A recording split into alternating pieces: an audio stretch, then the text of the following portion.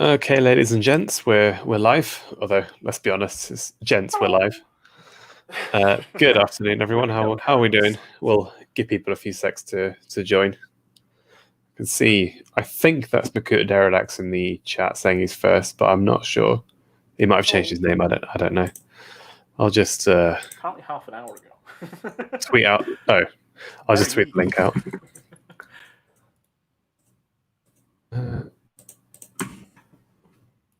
So how are we doing, Sam? Yeah, not too bad. It's a Sunday afternoon. Been out walking in the sun, so I'm feeling a bit tired, to be honest. A bit drained. Yeah, it's chucking it down here. It's been raining since like Thursday. Oh no, it was awful last night, like proper Yeah. it down. But today just seems to have cleared right up. Nice blue skies, sun shining through. Yeah, it was nice walking down by the canal. So yeah, no, been having a good day so far. How about you? What have you been up to? Yeah, very little, to be honest. I've been doing a lot of sorting my life out a bit, cleaning, tidying, trying to do some cooking, but failed that. Lack of preparation, that's what your issue. Well, no, I looked at I was going to, I guess for everyone else watching, I was going to make a giant giga chili in the slow cooker. I bought all the ingredients this morning, got in, I was like, right, I'm going to cook this up now and I can eat it later. Then I realized that rather than reading the number of portions, rather than reading the length of time it was going to take to make, I'd read the number of portions.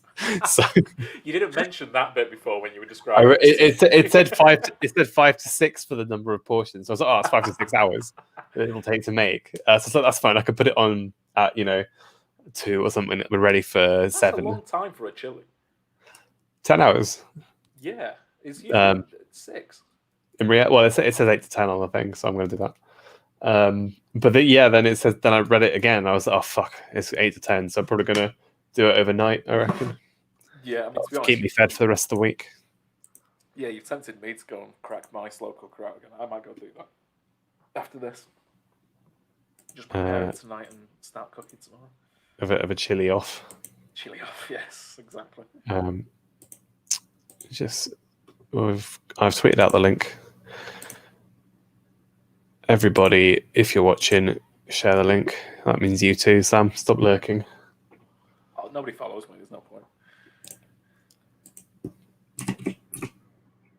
Well, I guess we can just kind of make a start then. So a bit of a recap. Last week we basically went through this great big document, the National Space Society of America Roadmap to Space Settlement, going from where we are now with starting to kind of get into reusable materials to get to orbit. Bringing down prices, which is the and from there we kind of made our way through various different technologies we'd need, getting finally to, I think it was raising children in space. Oh no, there's some fabrication stuff. Yeah, I think it was. Where did we get up to? We got up to this bit, yeah. Yeah, so at this point, the case is we've got a second, third generation family living up in space who haven't been down to Earth, presumably, with good asteroid defenses and are starting to fabricate things on mass scales. Oh, not mass scales, like larger scales than they can do on Earth. Yeah, so I guess being able to ship materials up into space and then use those materials to build things in microgravity. Yep. Hello, JD. He says, what a royal subject.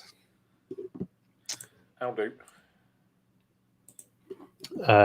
Cool. So I guess where we're starting here is part 2 is all about the development of cislunar space. So cislunar space is the space around the moon and the Earth and that sort of ring. Mm-hmm. So number 13 is what we're up to, and we're looking at the use of space technology and resources on and for Earth. So this is, as it says, developing stuff for use in space and looking at the applications down on Earth. So this is quite a good way of kind of, if people say, oh, we should fix our own planet before going off, and you can point them towards this. And then go I guess this is quite a cool picture, actually. Yeah. I think this is the lunar gateway, I think. What's that? It's a design for, I mean, we could do a whole episode on the Artemis program. Yep. but this is a proposed space station around the moon. So Right. So it's I like the believe, ISS equivalent. yeah, but it's a lot smaller. Yeah. Obviously, as you can see here. So I believe this is a design for a lunar lander. So what you'd do is you'd have one of these or several of these docked to the gateway, and you'd have people on board the gateway who would just kind of hop up and down to the moon. Yeah. And there'd be a base on the moon as well called the Artemis base.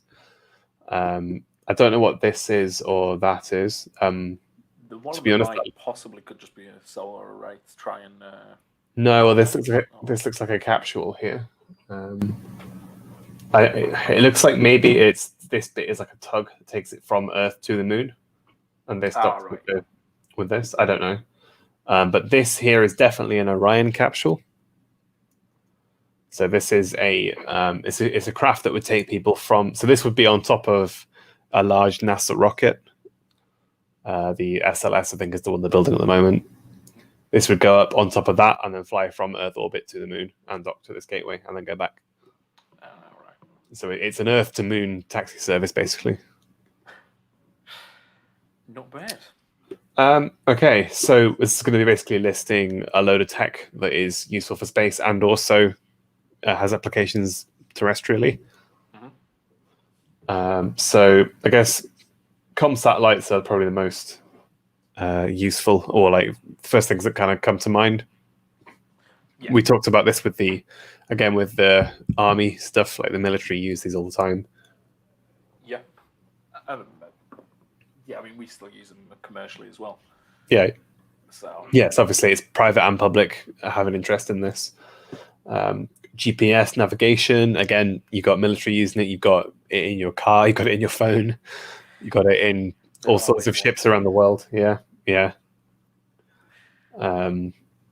Remote sensing, what is this for? So this is for looking weather. For materials. Well, weather and materials as well is what it's getting at. Yeah, so I guess if you want to start up a lunar mining operation, you'd have to first see where is the stuff you want to be mining.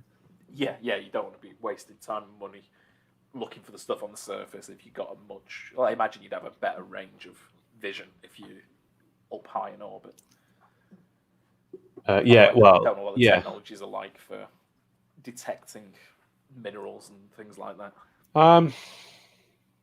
Yeah, I don't really know how that works. It sounds like a very sort of like video game idea of just being able to stick a satellite in orbit and you immediately see all the stuff.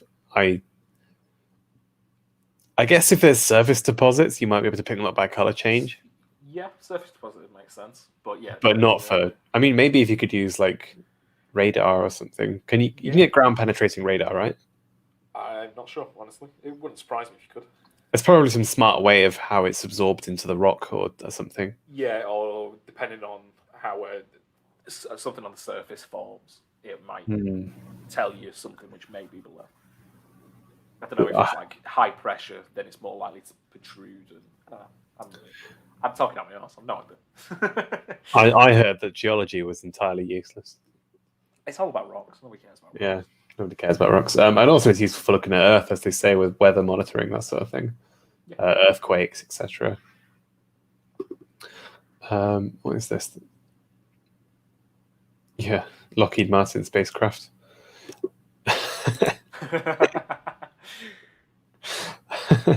This is, I guess, how we... this isn't really building the Imperium of Man. This is more building the sort of precursor human... if you saw the next 4 steps after the 31. Yeah, it's built the Golden Throne. Develop psychic technologies, capabilities. Yeah, I'd say. I mean, we went over how realistic Space Marines were, but I think I want to be one. The psychic sort of part of the Immaterium and stuff in 40k is probably the most far fetched. Hey, 38,000 years. You don't know what's going to be. 28,000. You don't know what's going to be possible. No, 38,000. Yeah, but all the original. Oh, I see. 30k. Yeah, fair. That's true. Yeah. Don't have me. I will fight you on 40k. I've literally listened to like 5 videos on it, and now, I know everything. I've heard of the Horus Heresy, whatever that was. bruh, you've I've only scratched the surface. I'm scared of going deeper. you're So nowhere it's near. one of those things where I just get absorbed in it. Yeah, Just go you away can one just. week knowing nothing, and then a week after, I've spent 56 hours on it. I guess Arch Warhammer did a really good Horus Heresy series, and it's a long fucking series. Like, Fine, I'll go watch it. it's so many episodes. He did one on the Siege of Vrax as well. I watched that one, which was again fucking long. Oh, that's They're one like- of those where it's just like a cool, like dark, depressing sci-fi universe.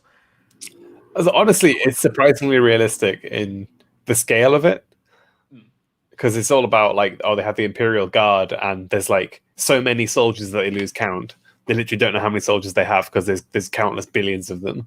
Jesus.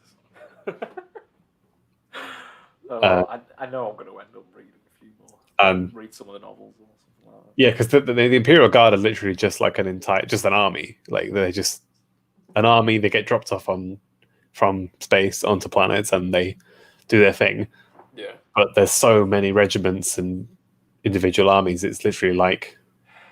Well, I watched the Astartes shorts. Yeah, they're good. Yeah, they were really cool. Very well done.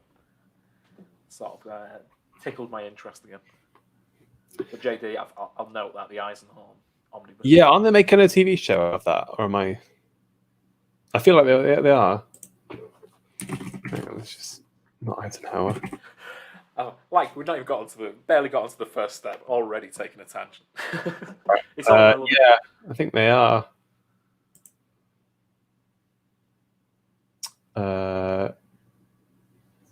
Yeah, it has nothing else been released about it. They're just saying that it's going to happen. Because I think Eisenholm is an inquisitor. I want to say I haven't read any of the books. I think he's an inquisitor. He's not. What I'm saying, he's not like as I said, he's not a space marine or anything. He's an actual like human with a personality, not just some stumping power armored nut job. Yeah. Yeah, but who'd you rather be? Would you rather have a personality or 10 feet tall and bulging muscles? Because I know which one I'd pick. As a man who doesn't have a personality already, I might as well have muscles. Can we quote that out of context at some point? No. We've already discussed this. If we start taking my quotes out of context, I will be arrested. Same for me. I mean, most of my comments are online as well, so yours are public. if any of our friends go rogue, then Jesus Christ. Yeah, I'm getting cancelled. I'm getting cancelled hard. Christ. I'm getting put up against the wall, to be honest. Yeah, when the revolution comes, we're the first to go. Should we get back on topic? Oh yeah, that's what we're here for. Oh yeah. What are we doing then? Commercial use of space environments. So, okay, so that's to do with using the vacuum and microgravity to produce things commercially. Yeah, it's probably easier than building a giant vacuum chamber on Earth. Oh yeah, massively. Just got to have it. I guess just control what's already there. Which easier said than done, I imagine. So I suppose if you wanted to build like a R&D thing for what requires a huge vacuum chamber? Fusion power. I feel like if you wanted to beam the energy back down to Earth, you'd probably like melt the crust. Cool. Is this supposed to deter me? I've not made that any less of an attractive option. If anything, you're making this worse. More death rays. Yeah, you just like melt a continent or something. Whoops, there goes Bulgaria. Shit, no, turn it off. What's Bulgaria offered, really? I'm not going to say anything. I don't even know. It's not Western Europe, so it doesn't have anything to offer. I could mention a few things from uni, but yeah, you shut the fuck up. Okay, moving swiftly on. So the space environment. Oh, so no, ecology. Yes, let's talk about space environments. Biomedical knowledge. So I guess that's similar to the above one. That's using the microgravity and vacuums to develop drugs. I suppose also studying the human biology through that as well. Yeah, I guess the effects that it has, animal testing, which unethical, but I'd rather accidentally blow up a rabbit than a human. Yeah, like the dog, you know. No, not dogs. Dogs are sacred. What about like chihuahuas? They could probably. That's probably mercy. Yeah, as a pug. Yeah. I think a pug about would this be. the other day. It's like a ranking of dogs. It's like Yeah, real dogs, somewhat real dogs, and then the fake ones. I think a pug would be more fun to like explode in a vacuum. There's a lot more of it to explode because they're just fat. Just the derpy face. Just see how big you can make its eyes before they pop. Oh Jesus, yeah. Oh god, because their eyes pop up like pretty badly anyway. Yeah. Should we move on from talking about abusing dogs? What the fuck is Makuta Pterodax saying? In the government roleplay server I'm in, I've been out of the Blues elected for Prime Minister. Jesus. Oh no. Wait, what? He's in a government roleplay server and he's been selected for Prime Minister. That is amazing. Legend. So when's he opening the camps then? Do you need any walls manufacturing? Yes, exactly. Well, I was watching, I think it was AI Shaitori's stream the other day, and he was talking with a couple of the other guys, and they were putting together their sort of ideal cabinet, and they decided to make me foreign minister. Oh, Christ. I was like, is there a joke that I'm not aware of here? Also, probably wouldn't do our relationship with France very much good.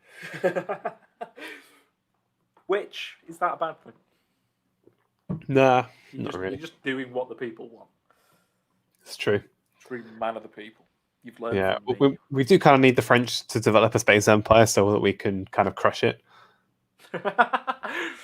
You've got to keep them under tow for as long. Or maybe the Spanish, so that they can start putting together like giant treasure ships that we can go and raid. The space armada. Yeah, I said this like the other day. We should be looking at like the solar system, the rest of the solar system, in the same way that Europe looked at the New World in the 1500s. Yeah, I agree. Rather than, hey, let's just go and like, fucking drop a balloon into Venus or some shit. Let's go and actually build a city in a Lagrange point or something. Yeah, that's so much cooler and probably far more useful. Exactly. I do think there's steps in between that, which is what we're discussing. But no, no, right? Just put rockets underneath London and just send it off. It's not. That's like the plot of Mortal Engines, isn't it? I was just about to say, yeah. It sounds... Putting wheels on cities. Yeah. Jesus, I think I've just seen that where it's like a scene where it's devouring Copenhagen or something like that.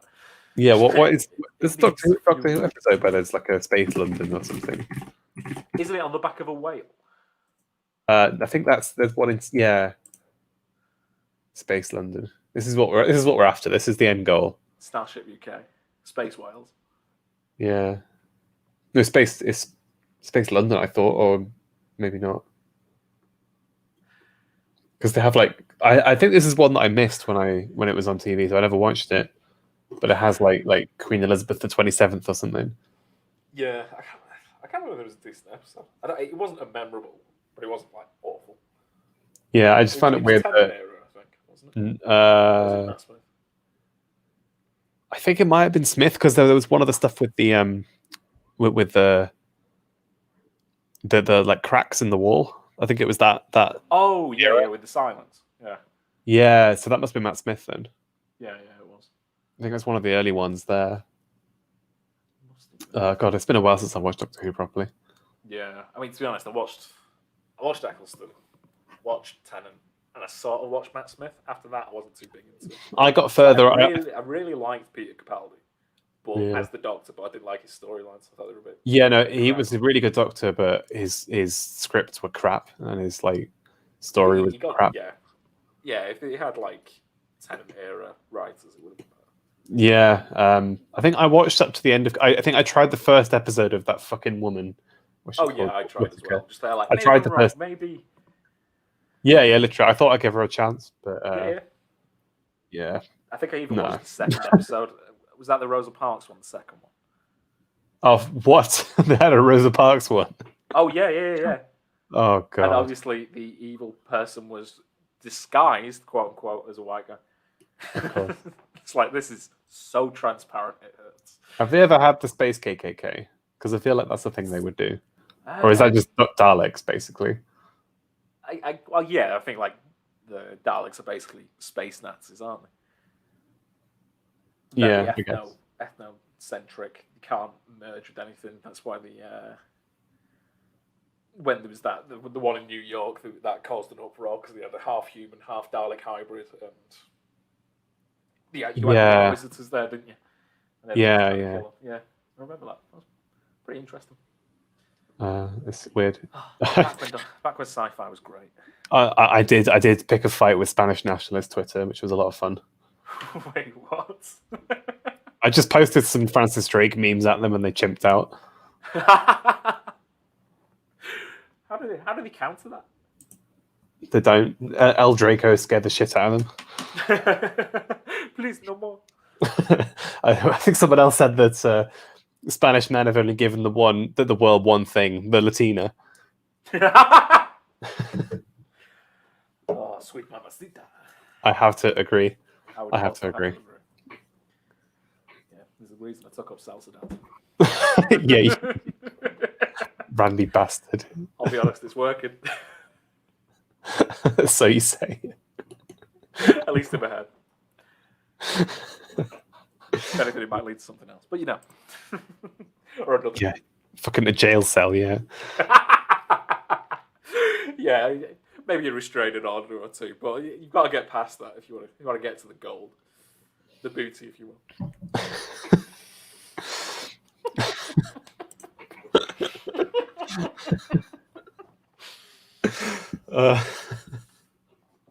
I think both of us are like too tired to stay on topic. Such a long week at work.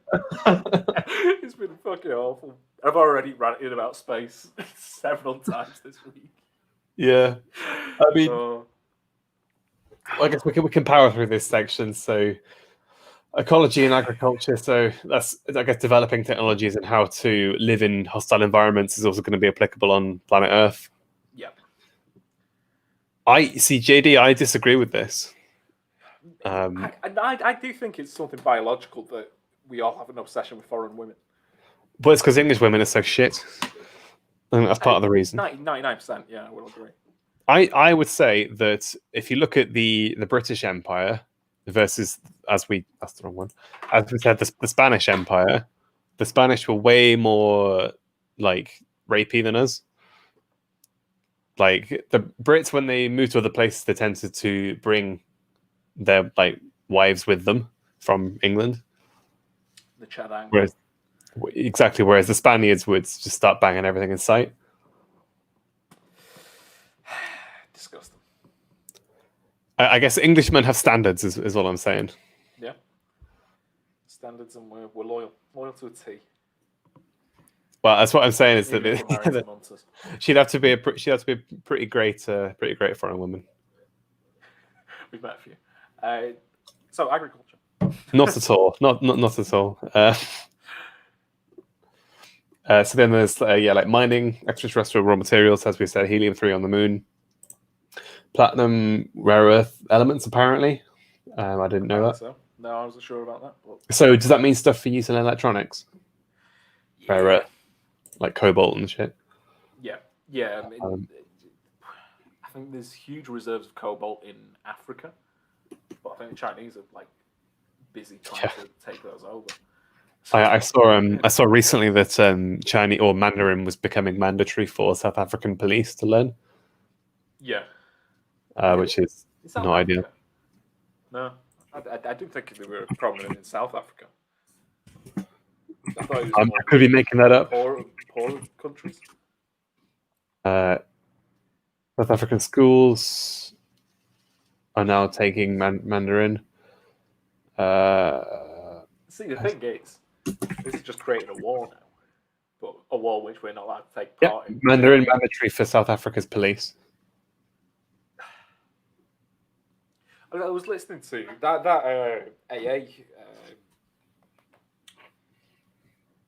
AA stream that you sent me yesterday. They were talking about building free cities in African countries. I think it was Honduras. Oh no, wait, it wasn't. That was Liberia. Was it? Yeah, that's how Liberia. That was. I think that was Charlemagne making a joke. Like that actually happened. That's what Liberia is. Oh right. So the American government like bought a section of. I think that's what it was. I'm sure Matthias was talking about the possibility or the argument that they were like to sort of counter what the Chinese are doing and sort of like improve the lives down there, but we can't do it because we'd just be accused of colonialism. Well, this is what it is. Yeah, it began as a settlement for the American Colonization Society, who believed black people would face better chances of freedom and prosperity in Africa than in the United States. Oh yeah. No, they did talk about that as well. Yeah, that's what Liberia is. Yeah. Well, it's also what. Oh fuck. There's a country. I think it's Sierra Leone. That was the same, but for the British Empire, they did the same. Inc. Spell, because the capital's Freetown, which is the capital's Freetown was basically the British freed a load of slaves off slave ships and dumped them in Freetown and said, "Here, form a nation. Here's some help." Yeah. They have this giant like arch over the entrance to the city where when you walk through it, you become free. All right, that's pretty cool. That's why I think in the early 2000s there was a war there that we went and helped in as well. Right. Oh, yeah, vaguely remember. It was more humanitarian war, I guess. Yeah. Not a war for oil. No, I think it's one of those ones. Like I've said before, that the Falklands is the only really justifiable war that Britain's been involved with since World War II. Sierra Leone is kind of like a grey area for me, where it's like probably was good to be there because there's a lot of UN stuff in the area as well. Yeah. But it wasn't like it was just nakedly for oil.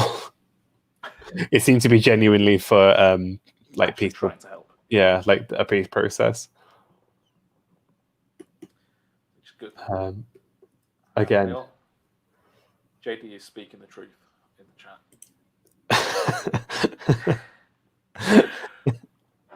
I can't disagree. The beasts of the earth shall look at the ground, but man shall look at the stars and lust after hot alien peeps. I mean, do's the Vikings do.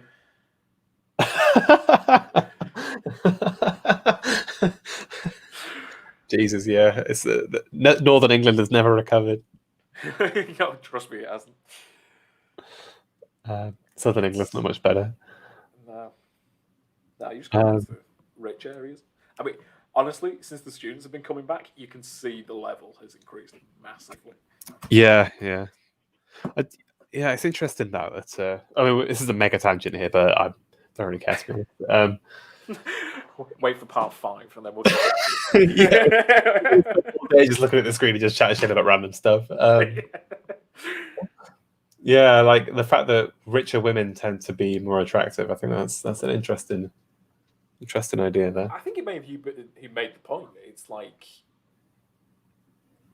men in power tend to be richer and attract more attractive wives. So that it's like, well, it makes sense that the daughters are going to be hot if they've got attractive wives.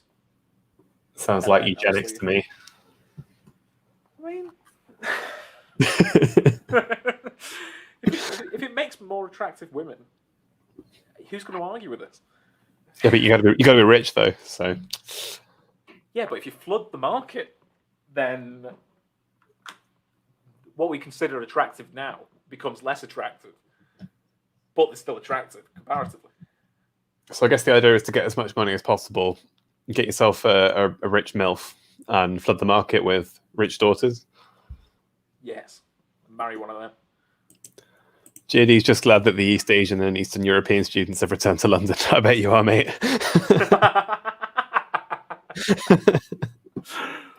Do You want any? Got any spare rooms or? Oh yes, Eastern European students.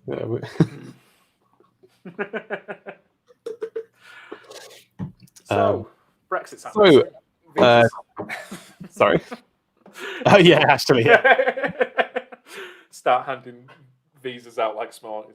So, well, Lithuania's in the EU, right? Yeah. I can help with that freedom of movement. Like Poland, you know.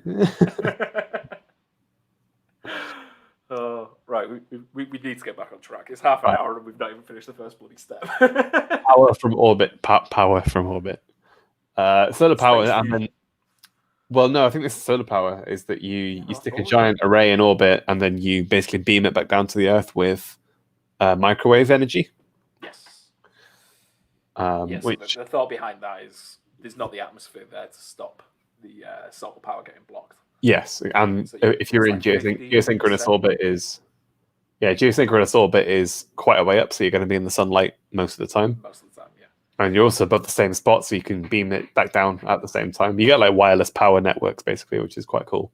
Yeah, which again, that'd be awesome to have on to sort of transfer through to Earth as well, if possible.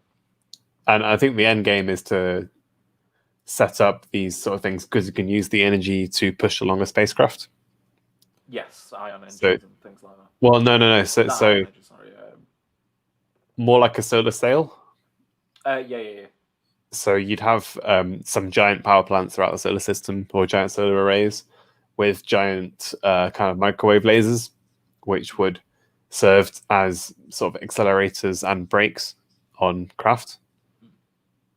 So if you that's I guess one of the best ways to do interstellar travel. Yeah. Is because obviously once you set up a network, you don't need any fuel. No. On your craft, you're just reliant on. It's more like I guess like rails for a train, I suppose. Yeah. So you have various like craft on the rails, and they get shot out, and then obviously when they arrive, they get slowed down in the same way. Quite a cool plan. It's a very much an end game sort of far future idea. Yeah, definitely not I mean, they can like send them up at like the size of loaves of bread, can't they? Yeah. Well, it's a bit. I mean, all the would change is just the amount of energy required to move the thing. Like if you have a larger object, it just scales how much energy you need to get it to the same speed. Yeah. Yes. I guess the trick will be doing it with that melting wave you're trying to move. Yeah. I think a lot of them have seen like reflective materials. Yeah, I mean, being reflective imparts you double the amount of momentum as when you absorb as well. Conservation of momentum. Yeah. So it's actually better. So if you have a giant mirror on the back of your craft and you shoot a lot of microwave, I guess it must be reflective to microwaves. I think it's microwave. Is it infrared or microwave? No, it's on the opposite end, isn't it? I think it's infrared. I'm not sure. My A-level physics isn't. Beam power is it microwave? Yeah, microwave. It's microwave typically, yeah. That's okay. Do with the propulsion. Fair enough, right? So infrared tossed about as well. But... We talked about sunlight from orbit the other day or last week with a like a mirror array focusing sunlight onto one spot where you could boil water or something with it. Yeah. Or could you just have it as eternal day? Yeah, I mean that's a possibility if you wanted to grow crops. Yeah. In one place all year round. Yeah, only on local places. So if you had like in Siberia, say, you'd have like a circle of sunlight on the ground all year round. But my climate change. How would that change the climate? I don't know. Somebody complain about it. You're adding more sun somewhere which isn't sun. You're ruining the climate. Yeah, mate. It's just fucking stupid people. We don't care about their opinions. What have we got here? So this is some sort of logistics hub, I guess, is what they say. So it's at L1. We talked about Lagrange points last time. So this is was L1 between the Earth and the Moon, I want to say. Yeah, it was. So this is kind of stationary between the Earth and the Moon at all times, so you could fly stuff to it, dock, and send it off to the Moon. Yeah, so I'm guessing it's the mid, like sort of like a Yeah. service station. Yeah. Almost. This is where you go for your little chef. Exactly. Yeah. As you see the what's the picture of the truck stop? This meme. Oh, no. There's so many like it's weird how commies and this pic here and traditionalists keep posting this picture being like, oh, look at what capitalism has done. I see jobs. That's what I see. Yeah, jobs and it's like show me the traditionalist truck stop is normally my response. Horse and cart. Yeah, exactly. All I see there is wealth, I suppose. I see. People being able So to make it on their own. What we're doing here is reusable space vehicles carrying people, cargo, and propellant between various locations in cislunar space. So this is just basically to aid journeys. Yeah, so obviously, if you can make stuff on the surface of the moon, then you can get it off the moon significantly faster or significantly easier than you can off Earth. Yeah. I think it's something like 20 times less energy. Yes. And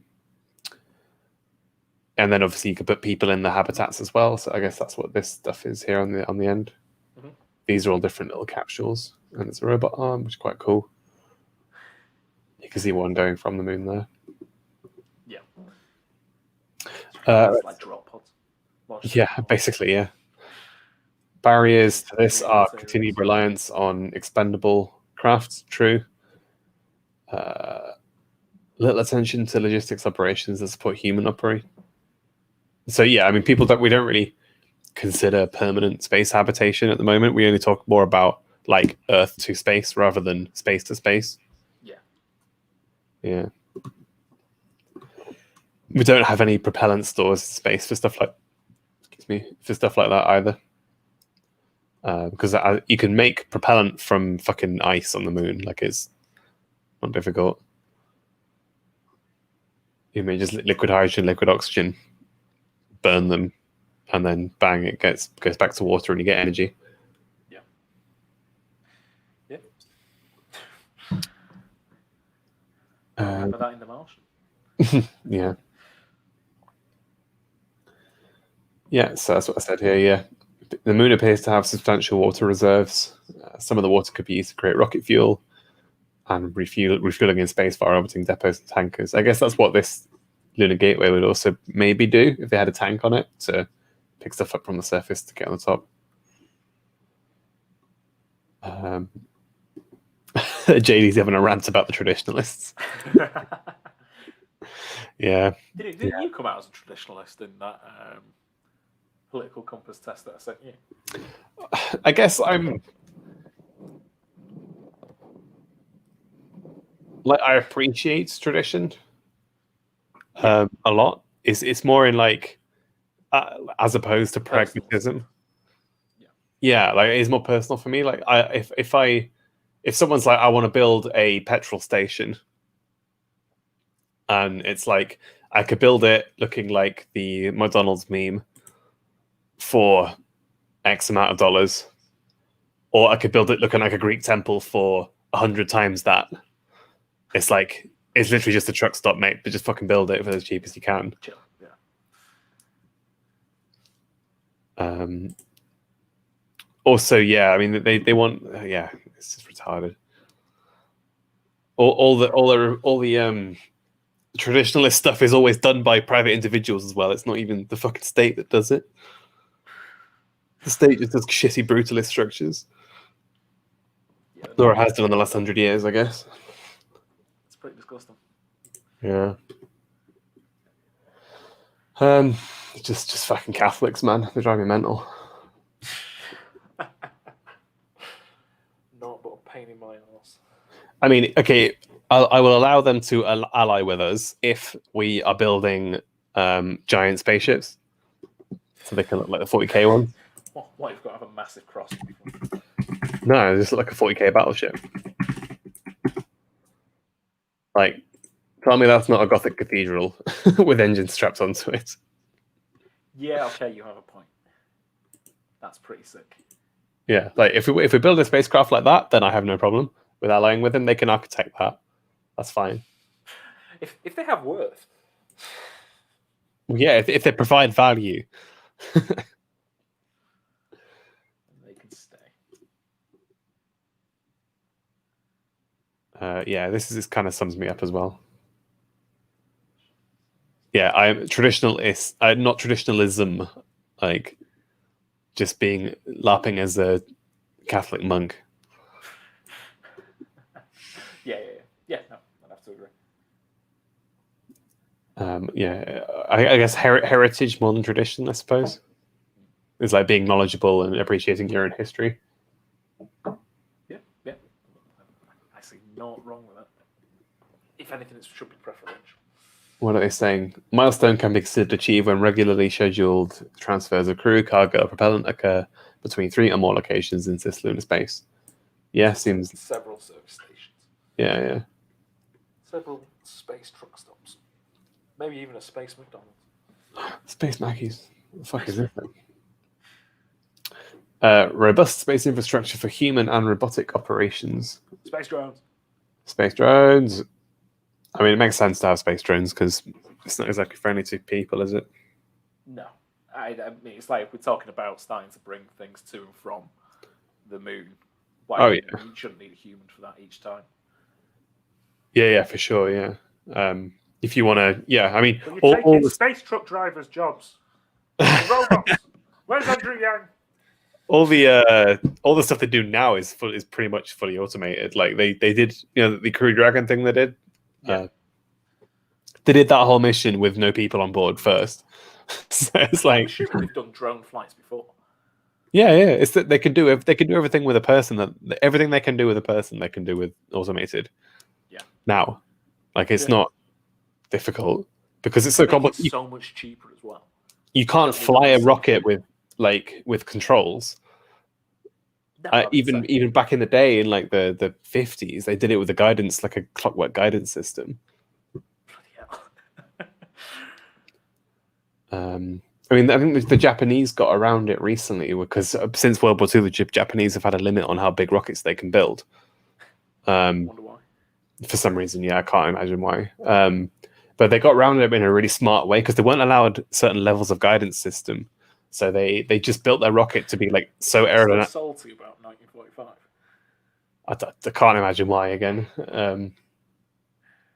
They engineered their rockets so precisely that the aerodynamics of it was such that by the time it ran out of fuel, it was in orbit.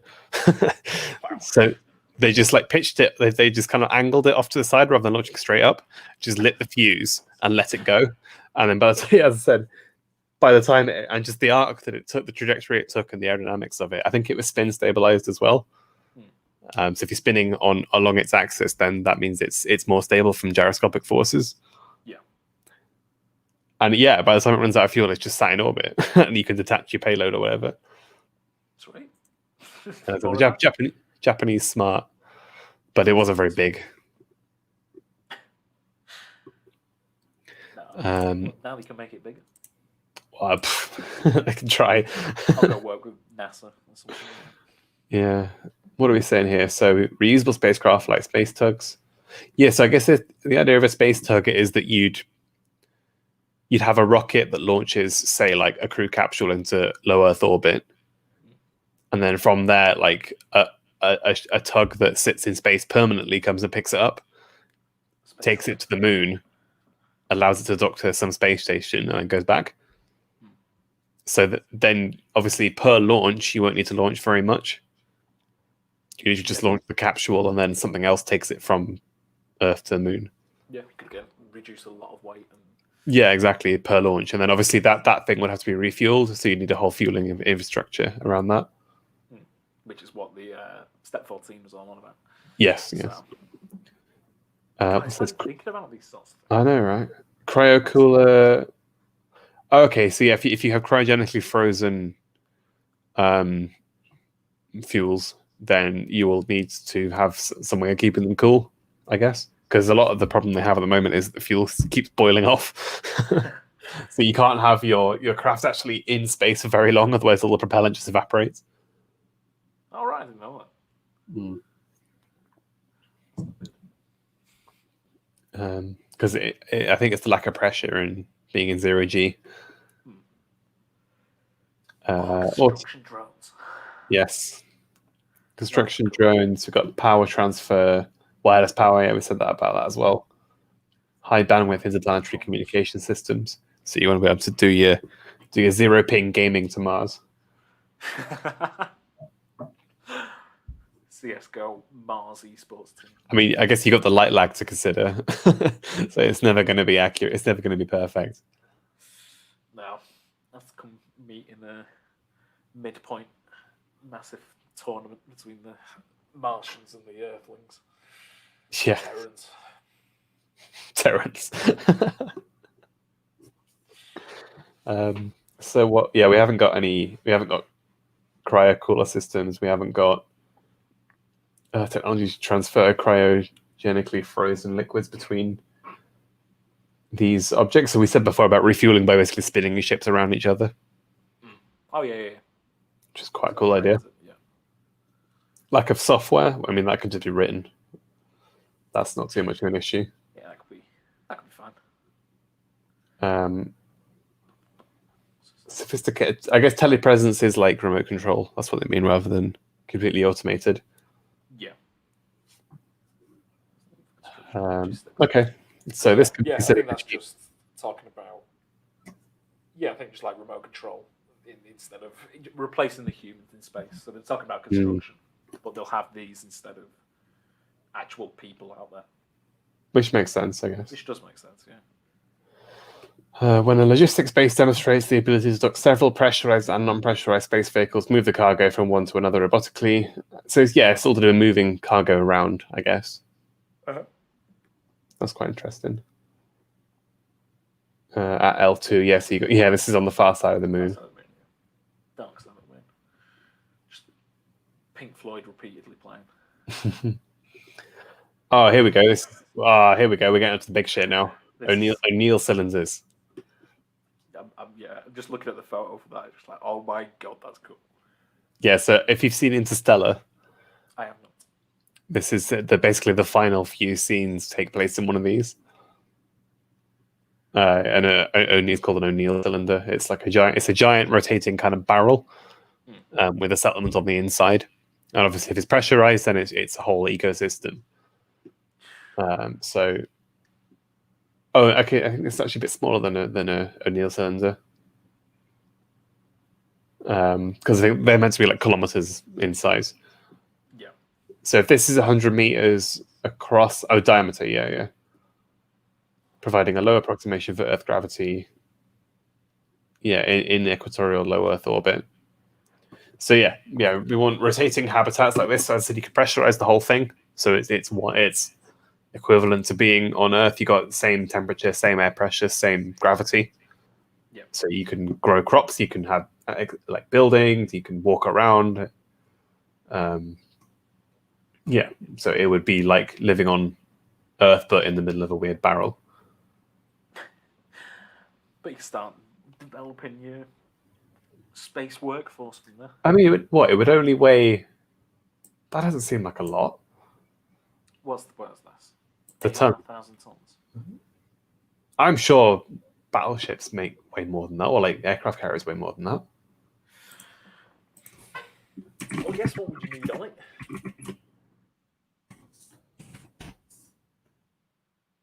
Oh no, okay, I'm wrong then. They weigh 1,000 tons.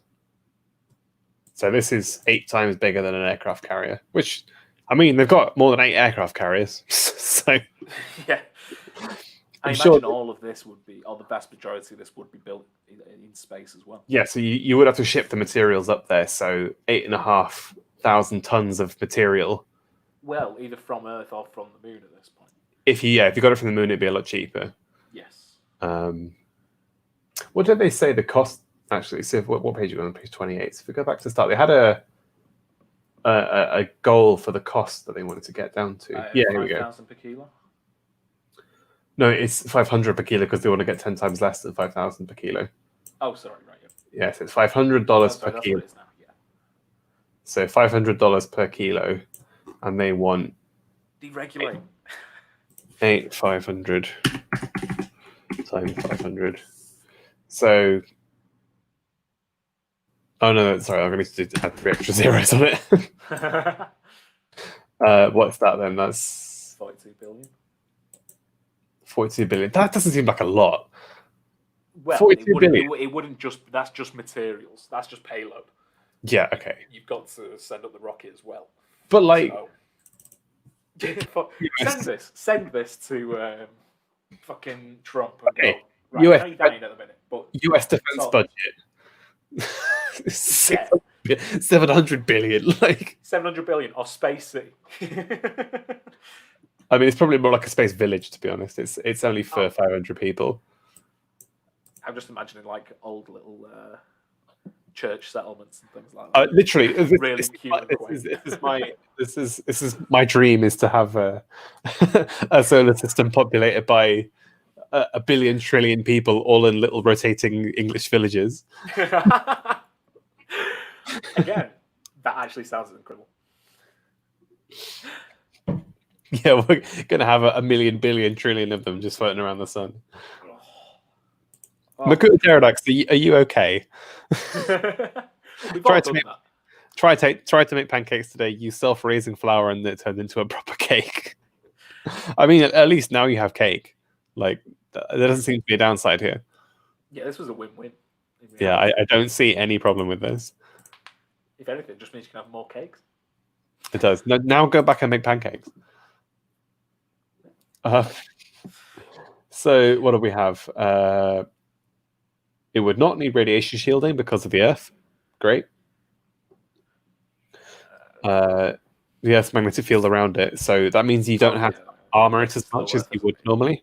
Yeah. I mean, it'll still weigh like 8 aircraft carriers, but it's still reasonable.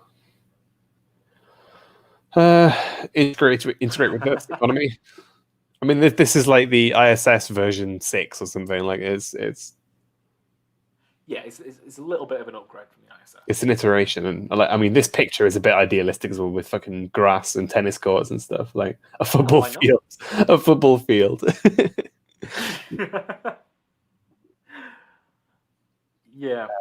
I mean, well, I mean, if you say, like you say, if it's pressurized, you can't just have it as an ecosystem, because then you can just funnel in the sunlight, like genuine sunlight, and then you're not right, aren't you? Oh, there was a really cool idea that I saw a while ago that we could do an episode on, or just I might mention it now. That the moon, the Pluto and its moon, Charon, I think is moon. They don't they're both a very similar size. So Pluto's only very slightly bigger. They kind of orbit each other rather than Charon orbiting Pluto. So it's like it's more like a binary system, but Pluto is a bit bigger. The idea would be is to basically you'd have a rotating habitat like this, but you'd make it like mega long and use it to connect the two planets together. Because they're not that big, the forces you wouldn't need like ridiculous graphene materials or whatever. Yeah. And then what you could do is you could run a river up the middle, because because the center of it would have no gravity in it, but the outside, because it's rotating, would have there would be no. The downwards is towards the center of upwards is towards the center of the river, but at the center of the river there's no gravity. So the river could potentially flow just down the middle. And that would basically be because Pluto and Charon are both kind of references to Greek and Roman mythology. You've got a real life river Styx then. I was wondering where you were going with this. I just thought it'd be such a sick idea. Yeah, I like the sound of this. Yeah, that could be where we produce our space marines. Yes, we explore the universe, and everywhere is hyper-advanced civilizations of entirely rural English villages. I mean, I do maintain that the rural English village is the the peak of settlements. Like you can't get better. It's true. Having grown up in one, though, I'm in no way biased. having only seen them and visited, I still think Yeah. they're very pretty. Again, the traditionalists can get on board with this. The shitty like we're just going to build arguments to bring the everybody together into crap like this is temporary. Like eventually we want to end up with this, but again with like little churches and little trees. I want to see a little stone built chapel. Like yeah, exactly. Like fields of cows and stuff. You know, how great would that be? And again, as I said before, like unironically, the green helps because obviously plants use up carbon dioxide and they give out oxygen, so helps with the and obviously fertilizer, fuel, all that sort of stuff. This is so eco-friendly. Now we've got the greens on board as well. Exactly. Jesus. It's almost like the greens. Why are we ambassadors for, I don't know, something?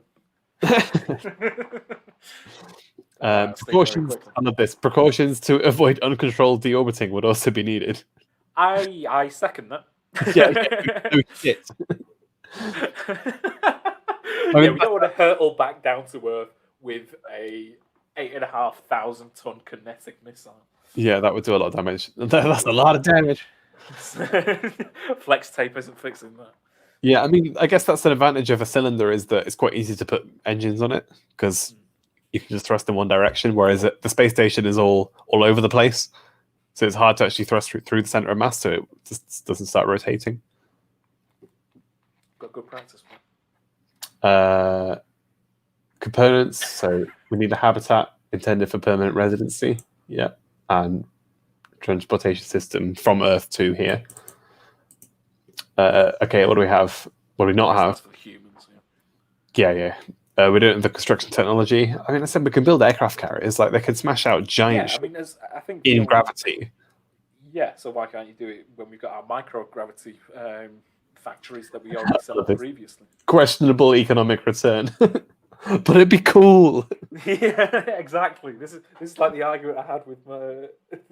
To be honest, I was on the other side of it, going just because it's cool doesn't mean we can do it.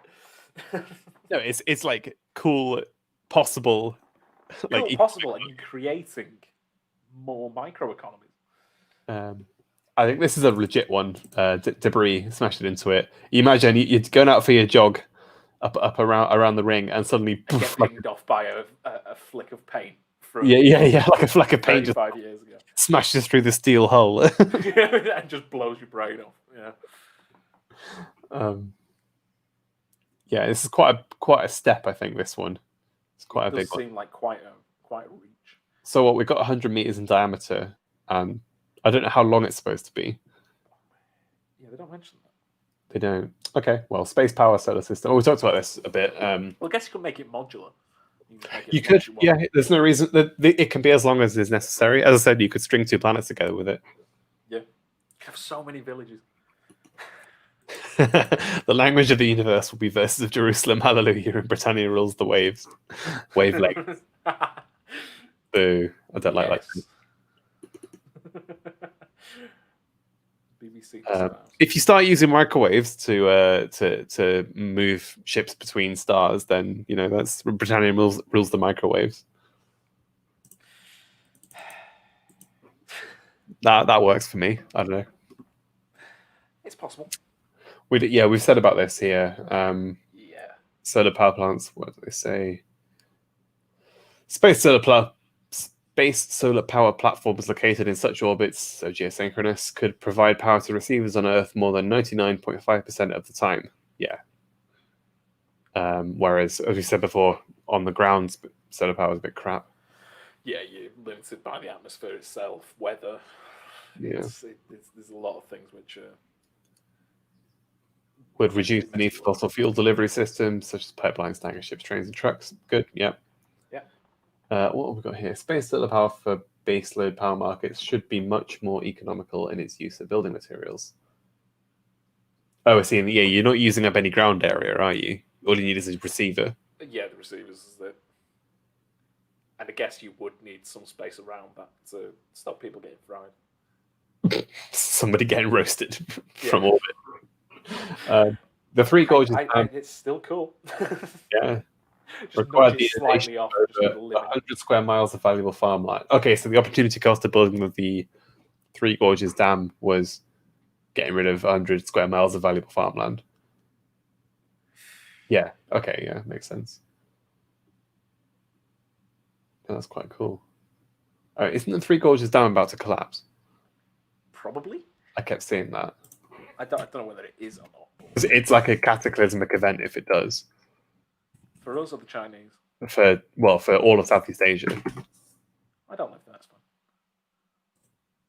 fine. Eugene, no. Eugene, there's half of Asian women are going to go. Oh no.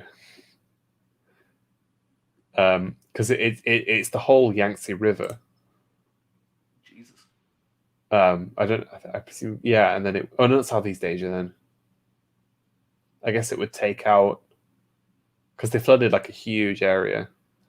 You got a map? So, okay, it's a bit of a crap map. I don't know whether you can see that, but the dam's here, and this behind it is the reservoir. So if it bursts, it'll go that way, and it'll take out, I guess, all of this area. It'll take out and Taiwan.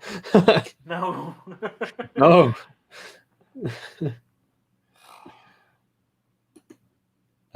But yeah, I think it's the biggest hydroelectric thing in the world. Sounds it. I don't know too much about it, but what have we got then? Cost of electricity in space is approximately $50 to $100 per kilowatt hour. What? As opposed to 10 to 25 cents in like terrestrially. How does that work? I guess current price.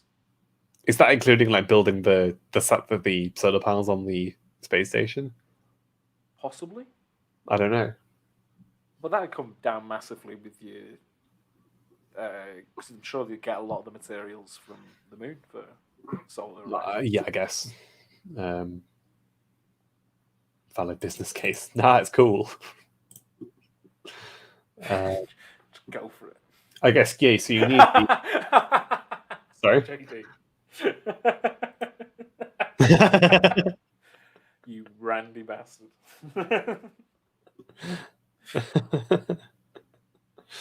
It's the one refugee he'll allow across the channel. Well, he'll go to Calais himself. Implement Borat's system.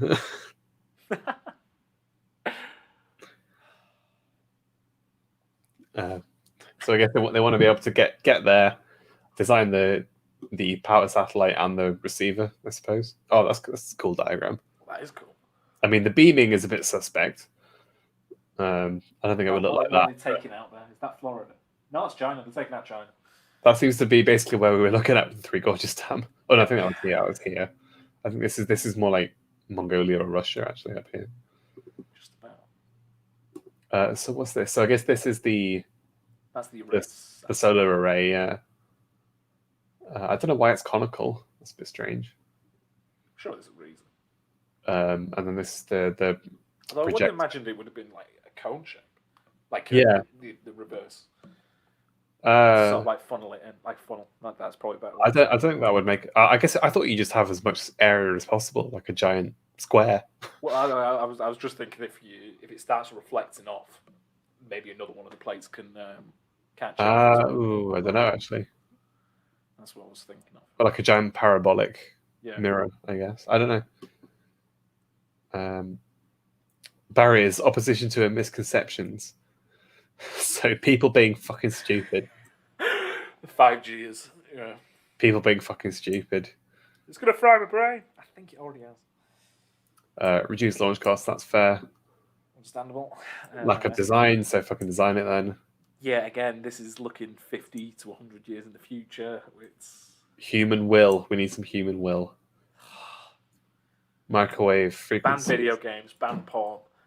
Will be up in space in the next 10 years. Sam the space fascist. Exactly. I'll just use that. It's like you can have your porn and video games back when I'm on Mars. Yes, when I'm in my 8 foot tall genetically engineered power armor. Then you can all go back to wanking. It's It's involving me in my dreams. Concerns the system could be used for powering weapons. How is this a concern? Sorry? How is this a concern? We already have nukes. Like, what are you worried about? People would be too tempted. But they already have. to use them. As I said, we already have nukes. I guess these are private rather than. I imagine it sort of being like the new drone strike. Yeah. Just there, just turn it off, just aim it at somebody, and then bang, entire village gone.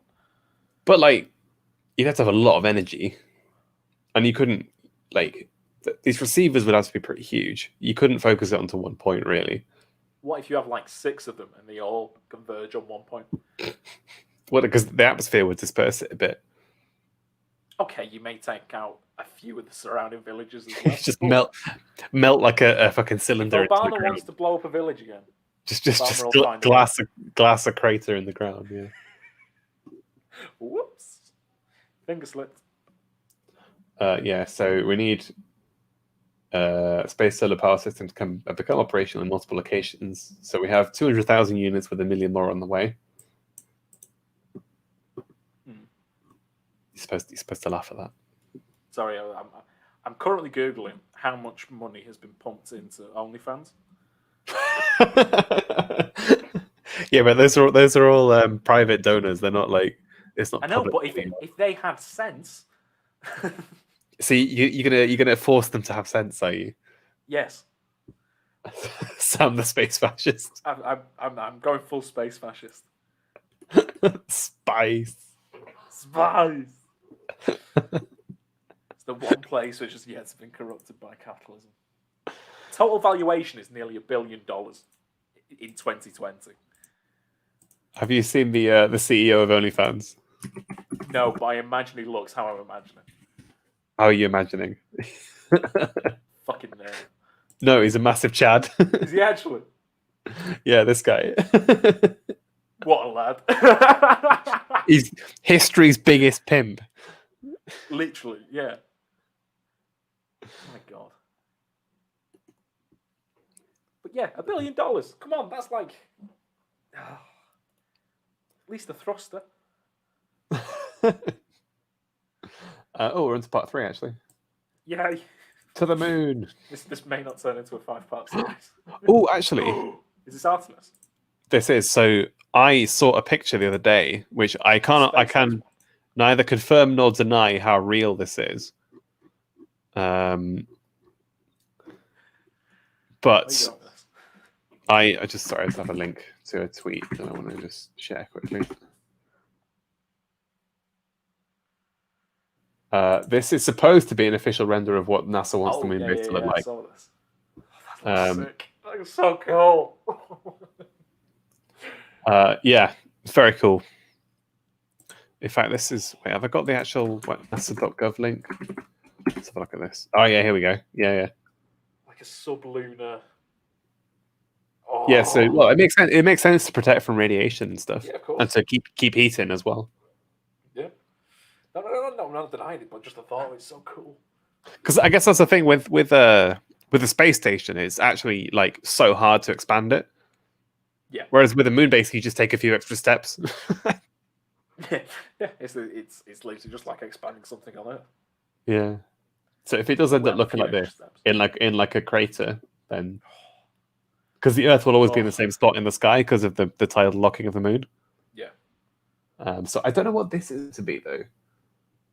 I imagine it's supposed to be something which is maybe a drone ship going to. Yeah, I mean, obviously this is a starship, which it's not confirmed whether this will ever actually see this, or whether at least the US government will ever let that happen, or like say they want it to happen. It may be that Musk goes and does it anyway, but it may be that they don't choose him as their contractor for this base.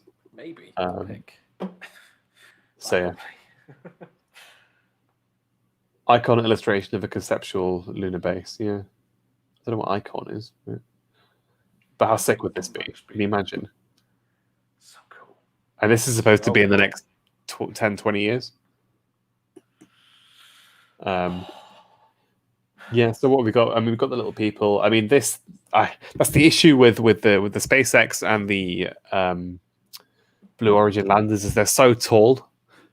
The getting stuff out of them is such a pain in the ass. Whereas the Dynetics one is really low to the ground, so it's a lot better for cargo. Why can't they just like split it apart in a way? Like it becomes like a spider, and it sort of like brings the lower down. Obviously, you need more mechanics. I mean, cool. Do you want to design that? Yes. Okay, fair. Yes, I do, and shall. Hey, if these jobs coming up at work, I made it. Yeah, true. Yeah, can you get me a job there as well? Yeah, if I don't get into too many arguments with the director. Yeah, I mean, if you got me there, fucking hell, I'd not be happy. At least I wouldn't be the only one there going. Yeah, do you know what? The private market's probably pretty good for getting people into space. Yeah, and him, the director, the director of a department within a private company for space industry is the guy saying we should use public money. We should use public money and do things to. Rant, yeah, this could be a whole rant. Yeah, this could be an entire 2 hours on its own. But yeah, basically people at work being very frustrating and going, the climate, public funding, my regulation. Oh my God, the regulation conversation. Jesus Christ, I wanted to stab somebody. Yes, we need to have regulations, otherwise people are just going to start blasting things off into space and just crashing them into other people's satellites. And we can't have that. It's like, yeah, we can't have that. What's the bloody benefit of doing that? Why would somebody do that? Why would somebody spend so much money just to go and sod you? They do realize that regulation is specifically designed to stop things from happening. Yes. You can't regulate your way into something new. No, you can't. It's so frustrating. But everyone was just kissing each other's ass, like, oh yeah, we're right. The environment, we've got to think about that. We can't just go and start ruining the environment of the moon. Who cares? No one's there. Well, as I said this as well, that we should use. I've been thinking about this a bit. Like we should use the European colonization of the world as a model for solar system colonization, especially British, because they did just give out land grants and say, right, you go and explore that bit. Yeah. I don't care how you do it, just go and do it. That's absolutely amazing. But I'll bring that up in the next month's chat. The criticism of European imperialism is obviously that the places they were colonizing already had people living in them. Yeah, the moon don't. Whereas there's no one on the moon. Can they trade? No. I was laughing at. I was. There was like a Wikipedia article on.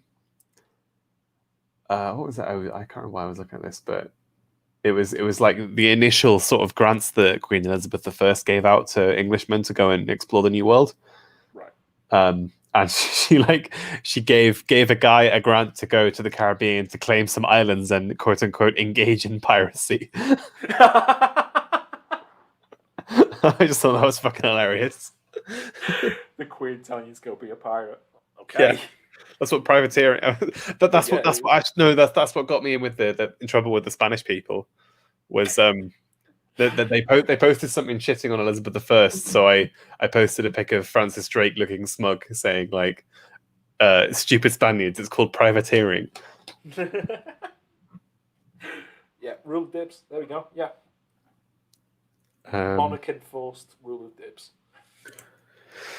Well, yeah, we need a powerful monarch for that, but which we don't have. So we're gonna replace this is gonna piss off the traditionalists, but I think we're gonna have to replace the monarch with the free market in this particular case. Oof. As much as I hate to say it, she'll always live on in our hearts. I mean, I'm just saying that as far as historical kings and queens go, Elizabeth has seen a lot of her country get subverted and destroyed, and hasn't done shit. It's true. Let's just hope Charles comes in and is an absolute champ.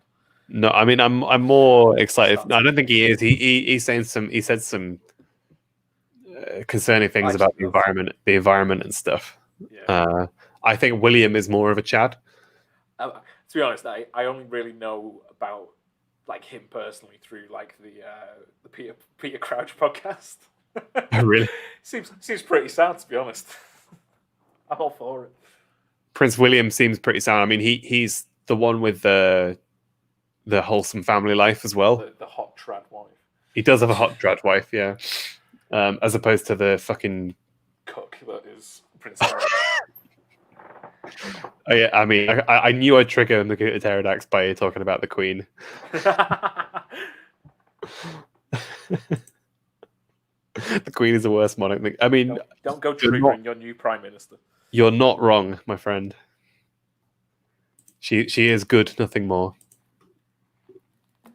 Anyway, psychological and political commitments is a barrier. People be dumb. Lack of consensus on a clear step. So yeah, flags of footprints is what we've had so far, which is yeah. Where are we up to now? Here, flags and footprints. All right, yeah. There's a lack of information and consensus on the infrastructure needed. Economics, it will be expensive. Yep. Radiation and low gravity. I mean, it's better than the fucking ISS. And it's not like it takes that long to get there and back. Like, it's a couple of days. Yeah, it's pretty simple. It's not like, look, as I said, European explorers, like, you got nothing on them. Yeah, exactly. Radiation. Actually, yeah.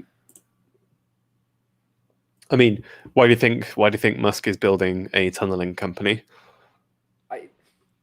Honestly, I think this is all good. I think it is just all going to come together as one big master. Oh yeah, I think all the maglev stuff. I think that's going to come into.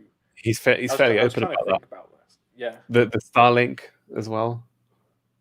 Oh, Starlink, Solar City. Mm-hmm. And everyone's going to have a flamethrower. So. Yeah, private flamethrowers. Privatize the means of immolation.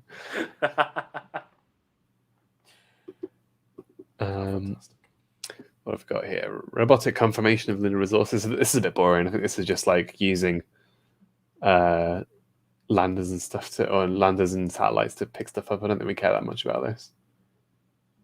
Non-volatile. Okay, so we've got on the moon. We have oxygen, silicon, titanium, iron, magnesium, aluminium, and calcium. That was right. I'm guessing that's surface. Would we know if we dig deeper? I think I've triggered the chat. I think we may have done. Middle-aged to 4C, who is the 7 out of 10 with makeup. Honestly, yeah, I've never rated makeup.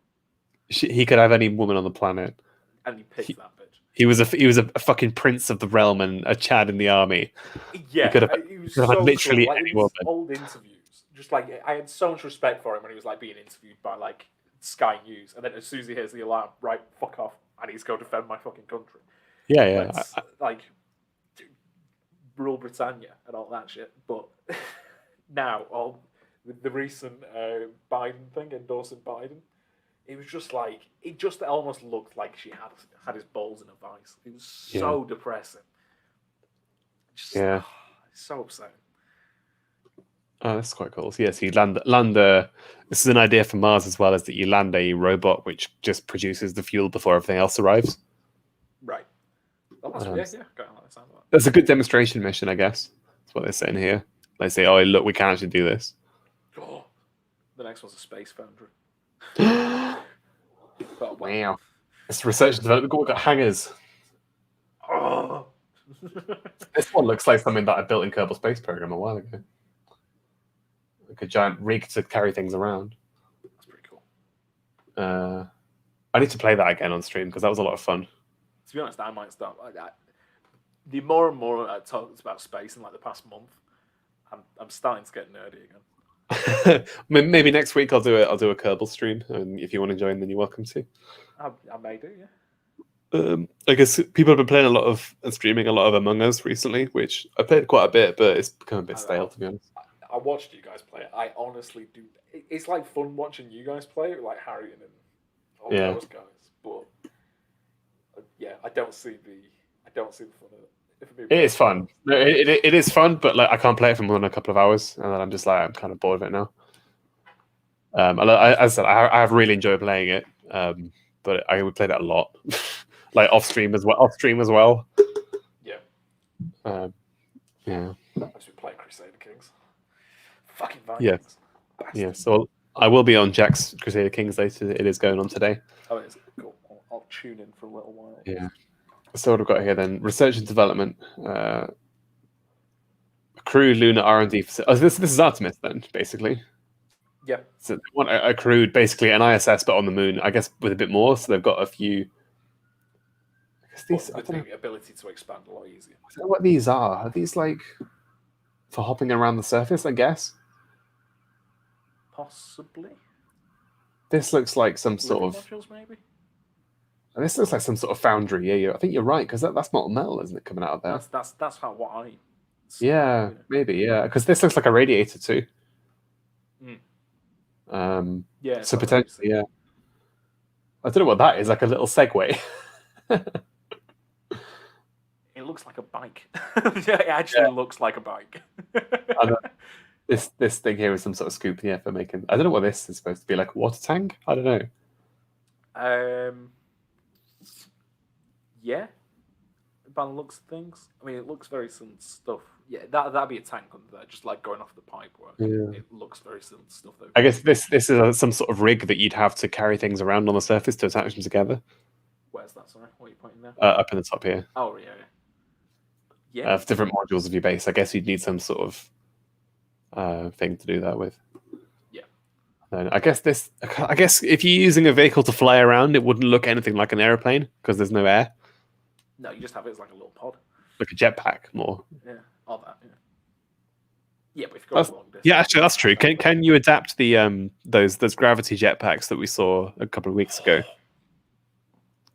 I guess you'd have to.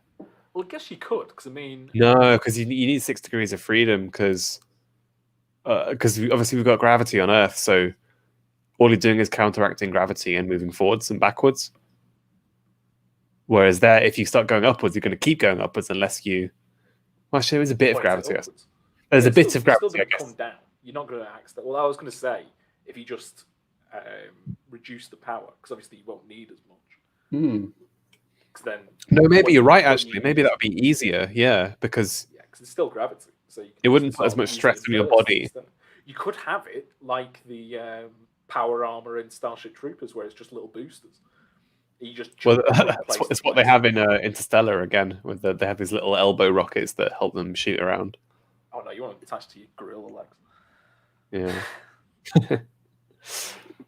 I guess the moon obviously has useful for construction with the low gravity. Yep. Low atmosphere as well. So. Yeah. So what have we got here? Chemistry and things, that'd be interesting. So it's just going into it a bit. Finding where to put it, I guess, is important.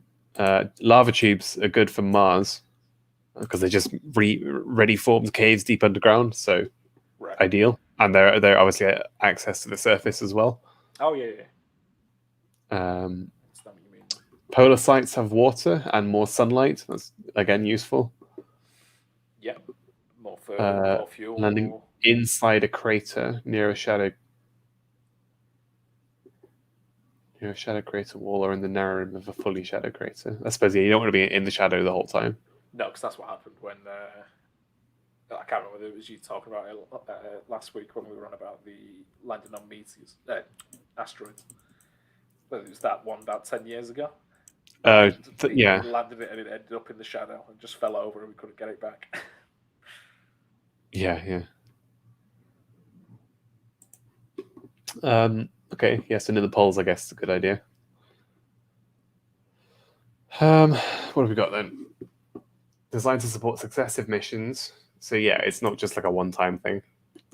Yeah, almost like a permanent, semi-permanent. So yeah. Well, something that you could come back to and like de-mothball. Yeah. So we start with the habitation module, and then we have a power supply. Rovers, excavators, tractors, construction, pilot scale mining, smelting, kilns, telescopes, medical labs, all sorts of crap. Space blacksmiths. Space dwarfs. Right, Peter Dinklage, we're setting you up. I don't want to go. No, you've got it. You're going to go and hammer metal on the moon because it'd be cool. Yeah. You're going to grow a giant beard and wear a little horned helmet. Don't worry, we're sending Warwick Davis and another famous dwarf up there with you. Well, there was the one who played Mini-Me, but he's dead now, isn't he? Yeah, I was going to go with Troy Troyer. But yeah, he's dead. Rip. Cooking in 1/6 gravity. Flip that pancake. No, come back. Looks like 7 times. Yeah. I guess, yeah, because well, that's gone. the ideal would be, because obviously in the space station there's no up or down, and it's also very cramped. Yeah. Whereas here you could just fucking like hollow out more buildings. Like it's like building a base somewhere, I don't know, in the Arctic or something. Yeah. Just keep going. Yeah. Nuclear.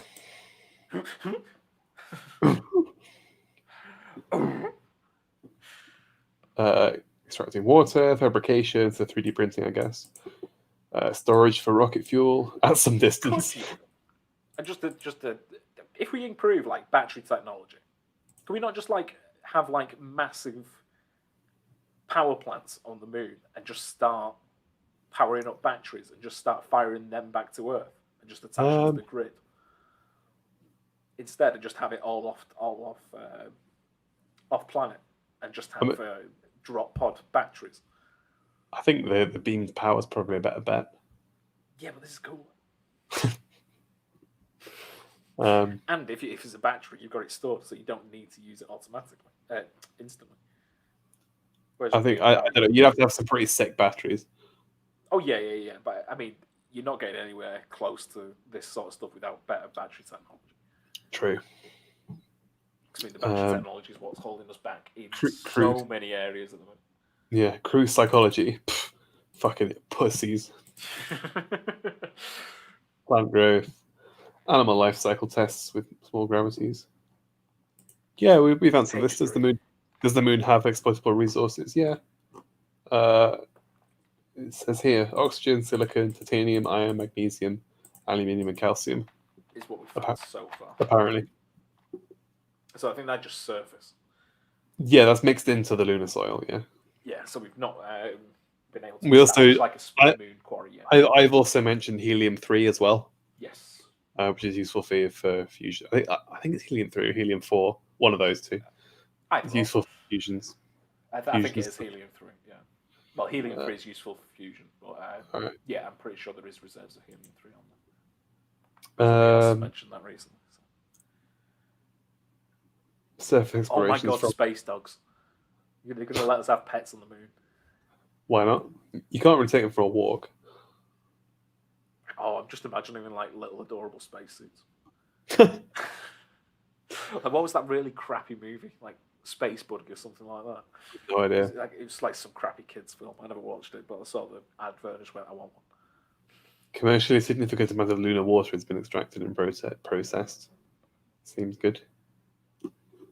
This is, again, more of the same. Continuously occupied multi-purpose lunar base. Yeah. Oh wow, this is a bigger picture here. So you got solar panels. This is your little lunar hangars. city. Oh, this is cool. Look at this here. No roads have been built because the state hasn't done it. Because nobody needs roads unless the state's there. Where we're going. Unironically. You see this here. That's actually how rocket plumes look in space. Oh, so cool. Because so cool. If you imagine on Earth, obviously all the force is shot downwards, and because the gravity, all the gas is shot downwards. When you have no gravity, it kind of exposes in a sort of hemisphere rather than in a sort of column downwards. Yeah. Because it just goes in all directions. There's no net direction to go in. There's different tanks and building vehicles and shit. That's quite a cool picture. Yeah. The picture on the next one, the Europeans version of it, looks significantly more dull. Have some bloody ambition. For fuck's sake, Issa. You can create anything. This it's the ESAs. Yeah, that's what I said. ESA, yeah. Oh, sorry, I thought you said NASA. Yeah, no. For fuck's sake, Europe. Jesus Christ, this is why we're leaving. Bloody Germans. We're going to death beam the channel and then float over to America. And just go take them over again and just go, right, we're only here for your space programs. You versus the guy who tells you not to worry about. This is why SpaceX is over in Florida and not in Hamburg or whatever. They're mainly in Texas. SpaceX have got their big. Oh, sorry, yeah, they do the launches. I suppose, yeah, that's true, yeah. So this is more of a sort of commercial base, I guess. Non-commercial functions. So ISRU is in situ resource utilization, I think. So that's just getting stuff and making it into other stuff, but on the surface, not taking it away. Yeah. Being self-sustainable, really. This is all preparations for Mars. Yeah. This is just Tesla. No. America is not becoming the 51st. We're not becoming the 51st state of America. Yeah, that's a terrible idea. They're becoming the fifth kingdom in the United Kingdom. Well, actually, no, Wales wasn't a kingdom, so it's they're not really kingdoms. A fifth, 4.5. It's a principality. Northern Ireland isn't a kingdom either. It's only England and Scotland are the only kingdoms. So yeah, possibly 4th. You can be the fifth member of the UK. Congratulations. Congratulations, yeah. And when we start Kansas and we reform the British Empire, they can come crawling back to us. It'll be a glorious day. What was I saying? Yeah, so non-commercial functions. I'll do science, technology, blah blah blah. This is all technology which should be useful and experience that will be useful for Mars. Yep. And so yeah, travel time of days instead of months. Ugh. Barriers. This is pathetic. It is like honestly. ESA, sort your shit. It's just a fucking cave, isn't it? It is. It's just a hovel. And this, what is this? It honestly looks like something from Robot Wars. Yeah, it looks. What's the one with the? Is it Matilda with the sort of axe thing, or is no Shunt? Shunt, yeah. I spent so long since I watched Robot Wars. Same. But this is like my thing of like childhood TV shows. I just remember everything. It's like I could name every Digimon if you showed it me. Jesus Christ.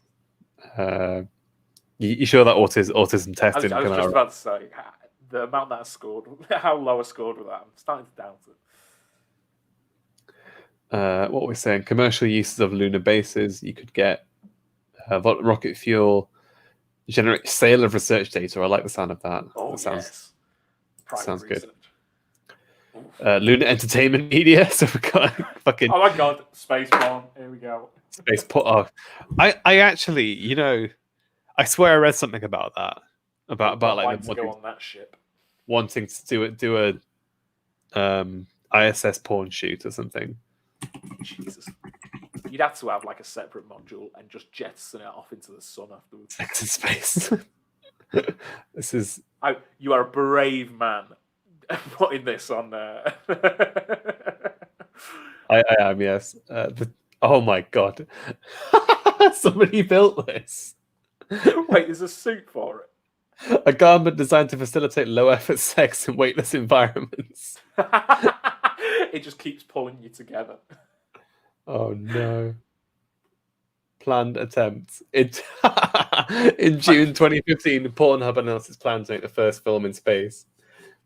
It launched a crowdfunding campaign to fund the effort called Sexploration. It raised 3.4 million. No, that was the goal, I think. Oh, that's the goal. Oh, okay. Only received pledges for 200. Oh my god. But even still, $250,000 is ridiculous. They claim to be in talks with multiple private spaceflight carriers. Oh, Elon would do it. He named his cars so they'd spell out sex. That is true, yes. He's a fucking child. Space XXX, done, there, sorted.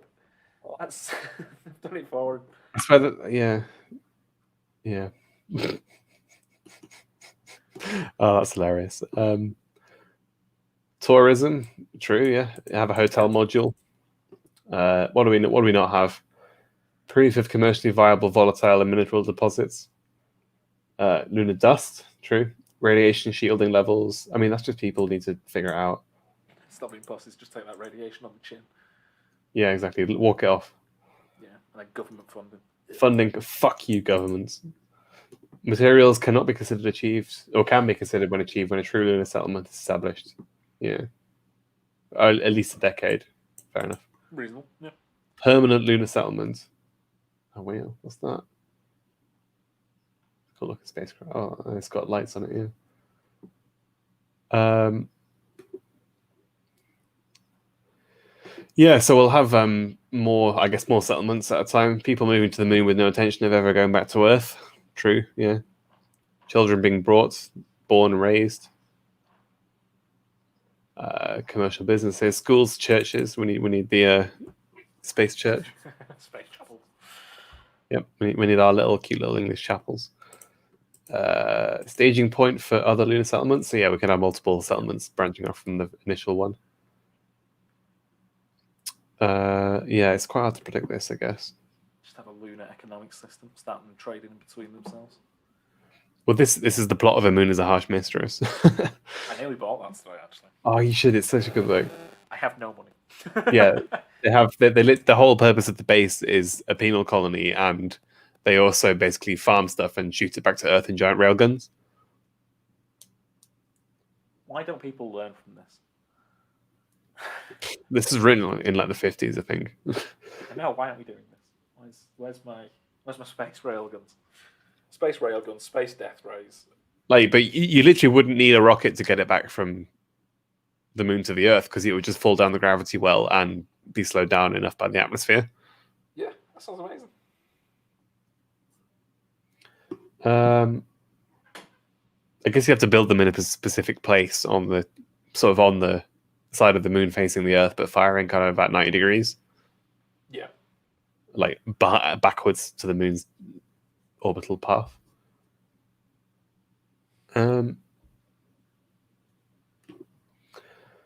What have we got? Barriers, a lack of possible. Again, this is quite similar to the other ones. Lack of proof that humans can complete a normal life cycle in an environment once they get the gravity. Yeah, I mean, creating artificial gravity on the surface of a planet is difficult. Yeah, it's a bit more difficult. I've heard designs for like a giant sort of rotating cone implanted in the ground. But yeah, don't think it'll work that well. Right, so now we're looking at Mars. Just another... how many more steps have we got? Just another 30, 10. Okay, well, can we do this in 20 minutes? Possibly. I mean, I don't mind going over a bit if we can get it finished. Yeah. Yeah, I might as well finish it. So Mars. Yeah, that's fine. I'm got nothing else on this evening until like 8:30, 9. So. Right, psychological. This is people being pussies again. Mars is a long way from Earth. Do you not know how amazing it is to get onto Mars? Jesus with current, Christ. 6 month journey each way. But like as I said, people did voyages to Japan, which took 2 years. Yeah. Come on. I mean, it's okay. It's not like you're just moving through the blackness of space for that time. You are stopping and going to places. Thoughts on Interstellar? I do have a soft spot for the movie. There are certain kind of like cringy science, like cringy I love science moments, and like, but the science from what I can see is pretty solid, like relatively solid. I like the way that it shows the rotating habitats at the end. I like the scenes where he's like looking. Do you care about spoilers, Sam? No, I don't care. So the guy goes out on a mission to deep space, and because of all the effects of relativity, he doesn't age at all, really, as he goes out. And his daughter back on Earth his children, his son and daughter, are sending him videotapes constantly of what they've been up to. Right. And then after a while, he basically receives them all at once and goes and then watches his kids basically growing up, like in front of his eyes. And it's like brutal. It's so horrible because obviously he can't be there for them and he's just watching them. like in real time. I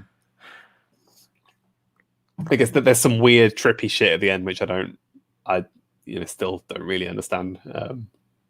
There's some stuff about like the like love is a force that can cross dimensions and stuff, and it's like really.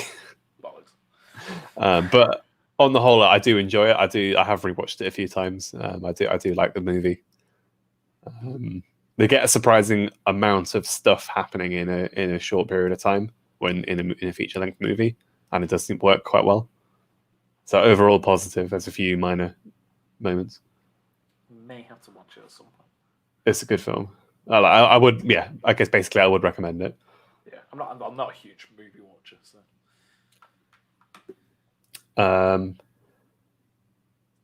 There's some very cool visuals and scene stuff in it as well. A single round trip would last about 500 days, allowing for a short month on the surface. Because of the way that the orbits line up, you have to leave at certain times when Earth and Mars are close together. Yeah, I've heard. I think that was mentioned in The Martian as well. Yes. A lack of any definitive and ongoing government decision. Fuck the government. And fuck Boris. All right, but a lack of political support. Politicians. Why do we care about politicians? I mean, for real, like, if Musk just fucking lands and starts building a city on Mars, what are they going to do? Exactly, they can't get there. I mean, they can arrest him and like shut down his company, but then all the people are going to die. Yeah, so it's like, what are you going to do? It's not like governments haven't killed people or let people die for bureaucratic reasons, but it will be pretty fucking public. Yeah. No, it's not Neil deGrasse Tyson, the movie. Oh, Jesus. I'd say it does have some I love science moments in it, but it is a very like character driven as well. The characters are good as well. Like it is well acted and well shot and well like technically good as well. There's a really good quote that I like. It's something like let's get it right. We used to look. There we go. We used to look up at the sky and wonder at our place in the stars. Now we just look down and worry about our place in the dirt. Jeez. Pretty brutal. All right, Mr. Edge. It's I like it, but it is kind of a I am 14 and this is deep. Yeah.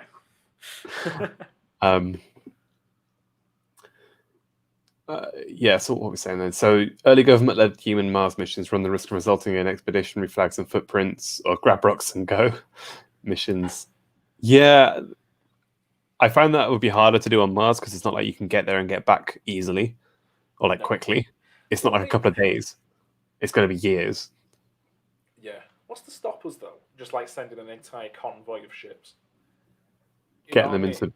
That was Musk's plan. Was that he basically would start launching ships well in advance of when the window of moving there was, and only at the last. So they'd have them all parked in Earth orbit, and only at the last minute would he ferry the people up and down to them, and like fuel them and everything, and then shoot them off at the same time.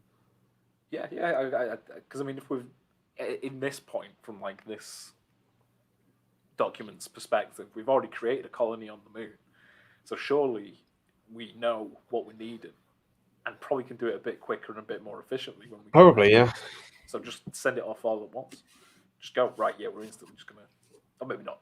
Right, this doesn't really take into this whole document doesn't really take into account the kind of exponential nature of technological improvement. Yeah, I think they're assuming it's somewhat linear. Yeah, I mean, the thing with this part is just that it seems to be saying we're just going to send like one group of people over there, like we said, they're imagining exactly. Send a fleet, why not? Expensive. 10 different things. Yeah, but you're going to do them anyway. And at this point, we're presuming that the costs have come down massively anyway because we're regularly to and from the stations in cislunar orbit. So, I mean, obviously, yes, it would be an awful lot more to get to Mars. But if this is a genuine, like, holy shit, everybody needs to step back. This is one of the biggest, if not the biggest, step in human evolution. Fuck the amount it costs. Go. Yeah, we need a transgender lesbian as the first person on Mars. Jesus Christ. We'll all be transgender lesbians. Yeah, if it's not some square-jawed American Chad military guy, I'm not interested. British guy. I mean, realistically, it's going to be American. We'll take them over again by then. That's true. Yeah. Well, I'll take America in a second place as a more pragmatic option, but ideally it would be some English like nobleman. Mustached. Yeah. Slick back hair and just some guy walk straight out of Kingsman. Yeah. Yes. We're gonna put Colin Firth descendant on the moon. Okay, so yeah, you've got radiation. Could be an issue, so you need a lot more plating on your ship, I guess. Well, yeah, but again, by this point, we'll have sussed this part. You'd hope, yeah. You'd hope, yeah. There's dust. I don't think the dust storms are that bad. Like the Martian, I think that's the one big scientific kind of no-no in the Martian is the dust storm would never get that bad, right? Because there's not enough air to cause a storm or like a wind that much. Makes sense. The possibility of life on Mars seems remote, but cannot be totally excluded. What? It is unlikely that the existence of life on Mars can be definitively proven or disproven by robotic probes. There are those who feel that until some definitive result is attained, all spacecraft must undergo the most strenuous sterilization process. Oh, I see. Oh, so like microbial life, bacteria. That is a factor. I mean, they did that with the Cassini spacecraft. That's why they crashed it into Saturn, I think. Right. We need to know if the Martian women are anywhere.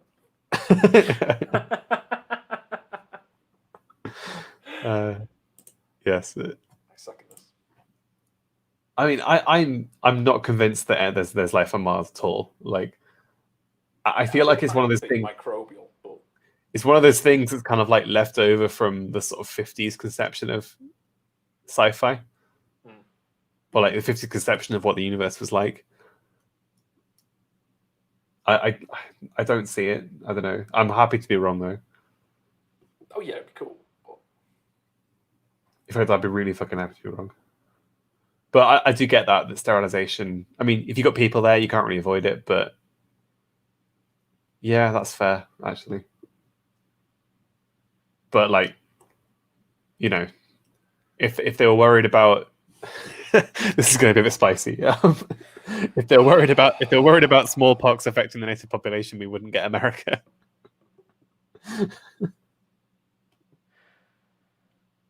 Milestone 22.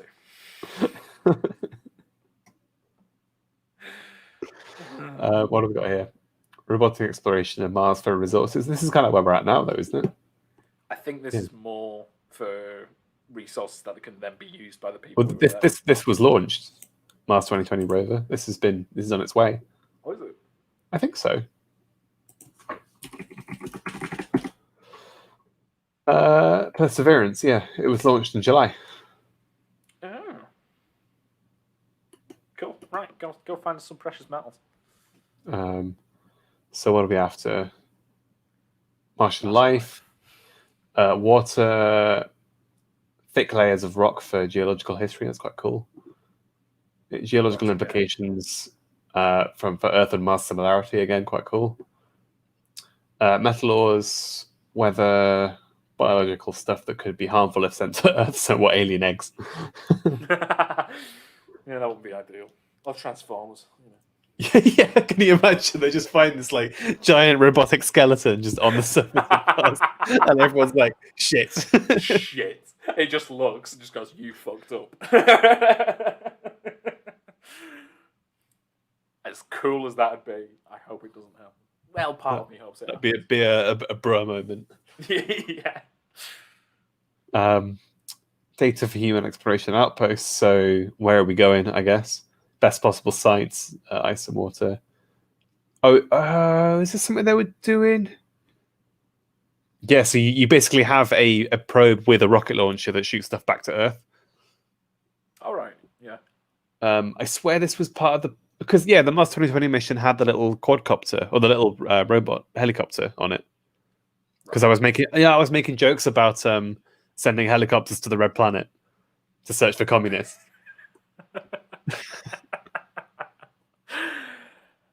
For God's sake. So I was like, space Pinochetism is already on. Just space Pinochet. Yeah. Space Pinochetism is already happening on Mars, boys. Yeah.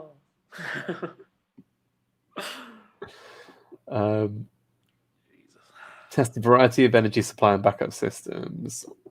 Yeah, again, automatic stuff. Best possible methods for growing food on Mars. Yeah. I don't know anything about that. Like, I don't know how accurate the Martian is there with the growing food. No, I couldn't tell you. I'm not a botanist. No. That's what is this? Somebody else to figure out.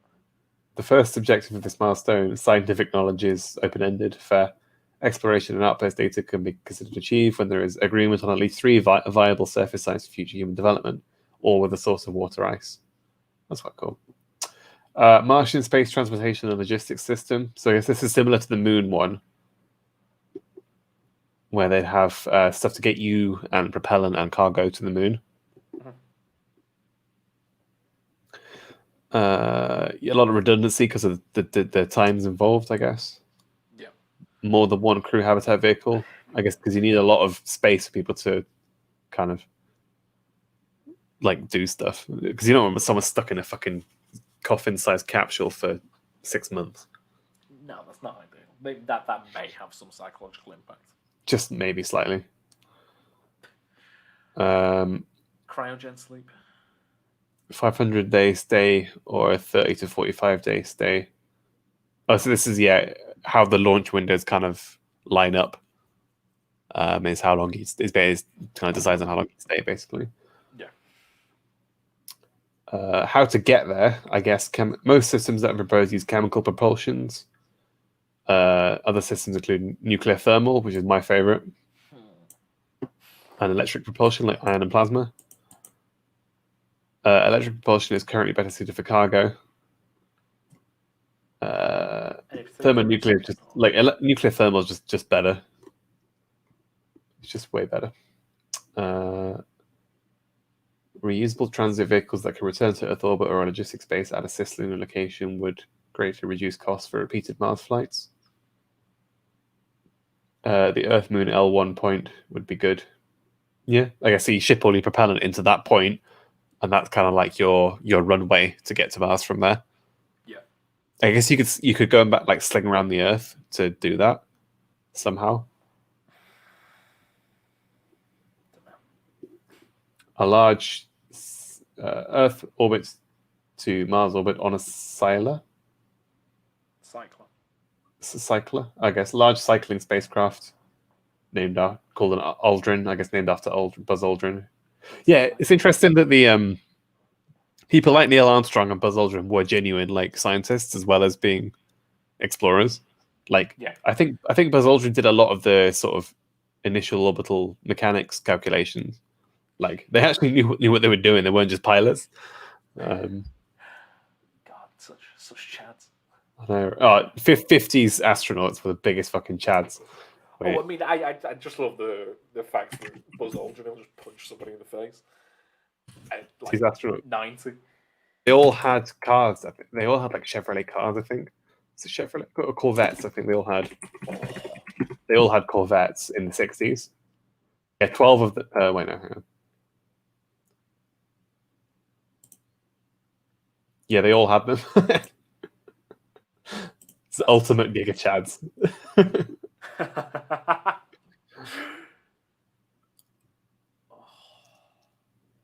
What a cool crew to be part of. Oh, that's Fast and Furious. Basically the same. Yeah, with the lunar lander as well. Yeah.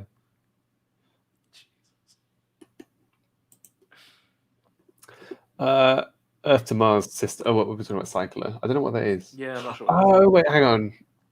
So it moves between Earth and Mars without actually entering into the orbits. Right. So it's kind of like I guess it technically orbits the sun, I suppose, but it kind of passes by the Earth and Mars very periodically. So you can kind of just like jump on it and then ride it round to the Mars and then get off it. Space bus. More like a space cable car, I suppose.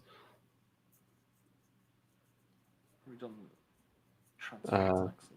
Yeah, it's basically taxis. We're saying you can get taxis to and from it. Yeah, require very high reliability and redundancy at the end of each trip. So yeah, so it's like a cable car where you get off it, get in a taxi, and get to your destination. Yeah, cool. It's quite a cool concept. Yeah. Surface landing systems, yeah, we've got the fucking parachutes, we've got the rockets, we've got the everything. Yeah, aero braking. I talked about that last week with the giant heat shields for like slowing yourself down so you can capture into an orbit, not necessarily land. Ooh, what have we got here? So, this is similar to the lunar one. Yeah, so it's just a midpoint again. What's this though? I don't know what this is. Is it maybe like a there's aero capture shields. Right. Are you okay, mate? You're not having a great day, are you, Makuta Pterodax? I've accidentally managed to delete his name on Twitter. He now only has the handle. So I guess what you do is you'd detach your capsule, kind of float it around, dock it to one of these shields, and then go and enter.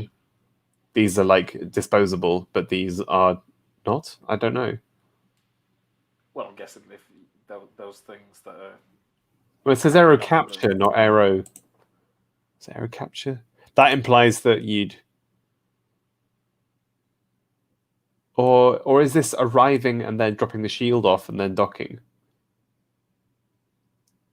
Because the aero capture, that implies that you're coming from Earth. You're slowing down in orbit using the atmosphere, but not landing. You're just slowing down enough so that you get captured into an orbit rather than pinging off. This is a big tangent. Stop trying to get us off topic. No, I haven't really. I saw the Azerbaijani military let off a music video, which I thought was quite funny in Arabic, of them like dancing in front of tanks. But that was all I've seen really. Yeah, I've only seen like the initial tanks moving in, but yeah, I'm not seeing too much about it. What are we saying? Landing methods. Yeah, there was. I realized no one knew how to land large crew vehicles on Mars. You learn. Yeah, it's not. It can be complicated by short-term variations.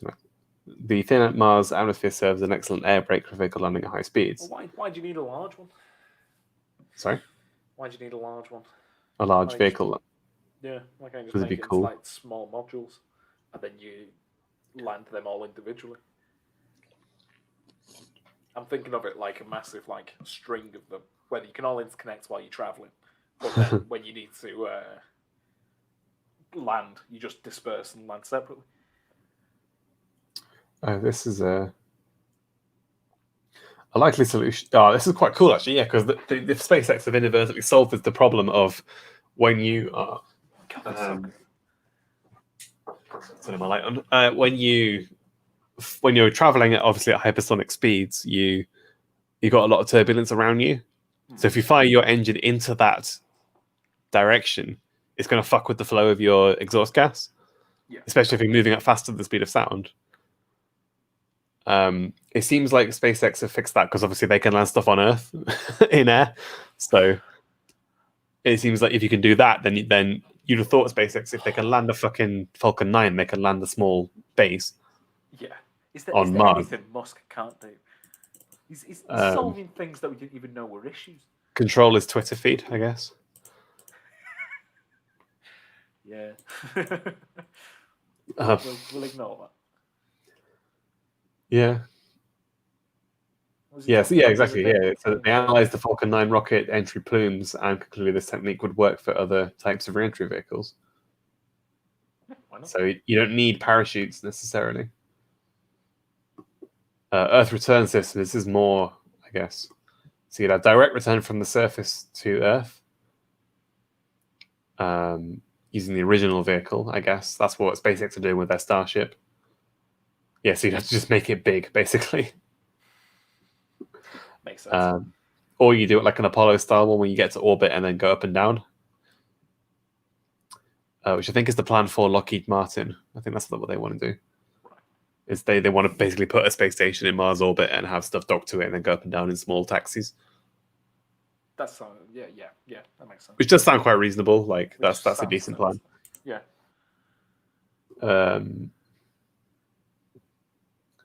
If Musk were better with women, he'd be an all-round Chad. Yeah, well, he started off as a kind of like fucking computer programmer, sort of developer. So, well, didn't he marry his first wife and basically just say to her, "You're nothing but a trophy wife"? Brutal. I think Grimes has said that he said some pretty horrendous shit to her. Which, you know, like if you were my employee, I'd fire you.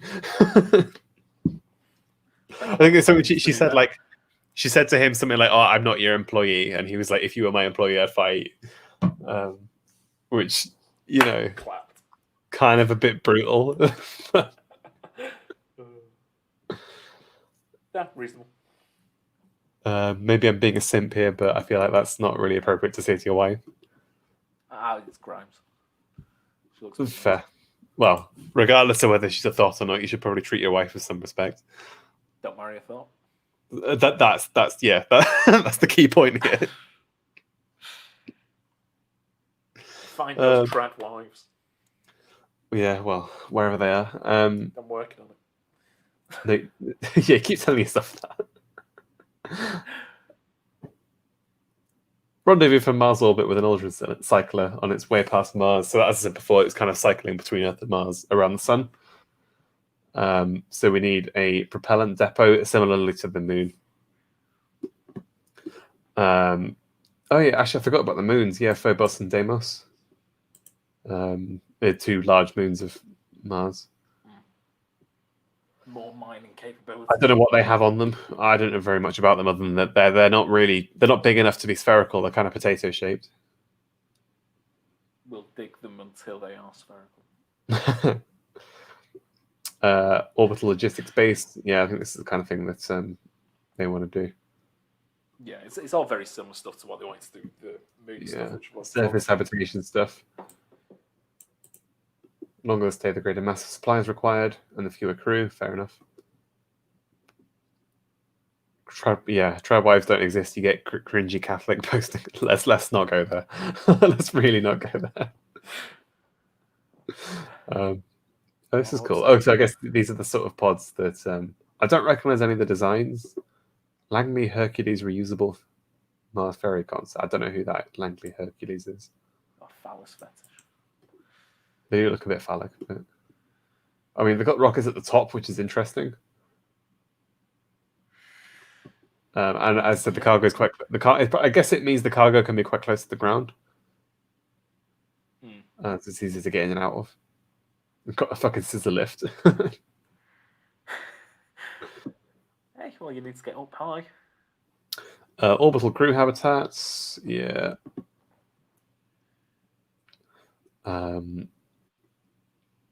Yeah, I guess they would need to generate artificial gravity. They're requiring artificial gravity. So I guess by this point it should be pretty simple. Continued reliance by some parties on all expendable spacecraft designs.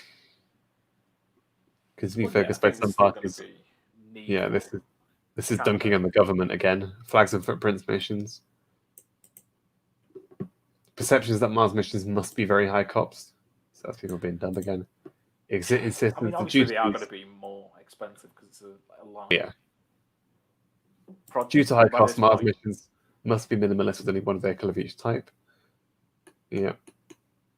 I guess if you need to, we need the this moon is highly. Yeah. I don't know. Fucking government. Oh shit. At this point, I'm hoping the government's gone. We've established a lunar colony. Right. Okay. Cool. The lunar guys are saying that we can build the ships. Yes, true. Yeah. Right. We're gonna go colonize the galaxy. Singapore. Yeah, we're gonna go. Yeah, that's really what I wanted, to be honest. Yeah, why would they stay on Earth if we've got full mining and agricultural capabilities up there? Right, yeah, let's make it a no taxes, go. No taxes, no regulations. If Do what you it's all want. done by If it private, blows up, it blows up. It's the moon. Who gives a shit? I mean, you'd end up with a fucking private law society. Just like it's the Hoppian dream. Cargo and crews can move from Earth to Mars. This is when it's considered achieved. Between Mars orbit and surface. Yep. Safely 400 or 500 days. Crews can leave the Martian surface and return to Earth. And safely move over 7 years. Okay, yeah. So it has been used, and all these must use propellant produced on Mars. So we're moving on to continuously occupied multi-purpose stuff now, similarly to the moon. ISIE tech, robots, satellites, shit like that. Again, all the same shit. It's very similar, yeah. You need to use ice to make oxygen and rocket fuel. Locating craters at other areas suitable for permanent underground quarters shielded from radiation. Yeah, so lava tubes, stuff like that. I think lava tubes are more likely on Mars than on the Earth because there's some evidence that there was volcanic activity before. I've heard that before. I don't know too much about it. Any surface base that's designed to be temporary would be a dead end. That's good. Yeah. See, such a base would waste crucial logistics resources such as fuel production plant to support the base. Yeah. It has to be permanent then, I guess. That makes sense. Yeah. At some point, a decision must be made to concentrate efforts on a primary base location. So you need, I don't know what sulfur's for. Making guns. Space guns. I mean, this is what Musk is doing, really. He's just being like, I'm going. Established lunar and Martian. You just don't tell the government. Yeah. Yeah. Just dab on the boomers. Yeah, take this, you bureaucratic shit. This base will likely be occupied by a rotating group of individuals. I mean, like, again, this is how I can't remember where I saw this, but like the British Empire started like this. Like the French had a larger area and population, so we were always behind them economically to an extent. So like we just basically like started being like literally just hell for leather, go out into the world, do whatever you can to stay ahead of the rest of Europe, and that paid off in a big way. Because people just went and did shit and ended up taking over all of India. Privately. Robert is Boomer Inc. Just saying he is a boomer. I made a joke about Hans Hermann Hoppe the other day, and he started being like, "Oh, don't go down the rabbit hole." Like, I thought it was a pretty good meme, to be honest. The base will probably be powered by a combination of solar power and buried nuclear reactors, since there are no fossil fuels on Mars. That's great, actually. So you can say, look, if anyone questions this, you say to them, there are no fossil fuels on Mars, so any tech we have to send there will have to be 100% renewable. So in order to do this, we have to develop the tech, which means it could be used on Earth as well. Yep. And there's no atmosphere to burn a hole into, so we're fine. Yeah, well, there is a bit, but it's already toxic. They don't know anything about science. So. It's already toxic, so... the base should have scientific research, fuel production, mining, deep drilling way to find brine layers. So let's look at the life then.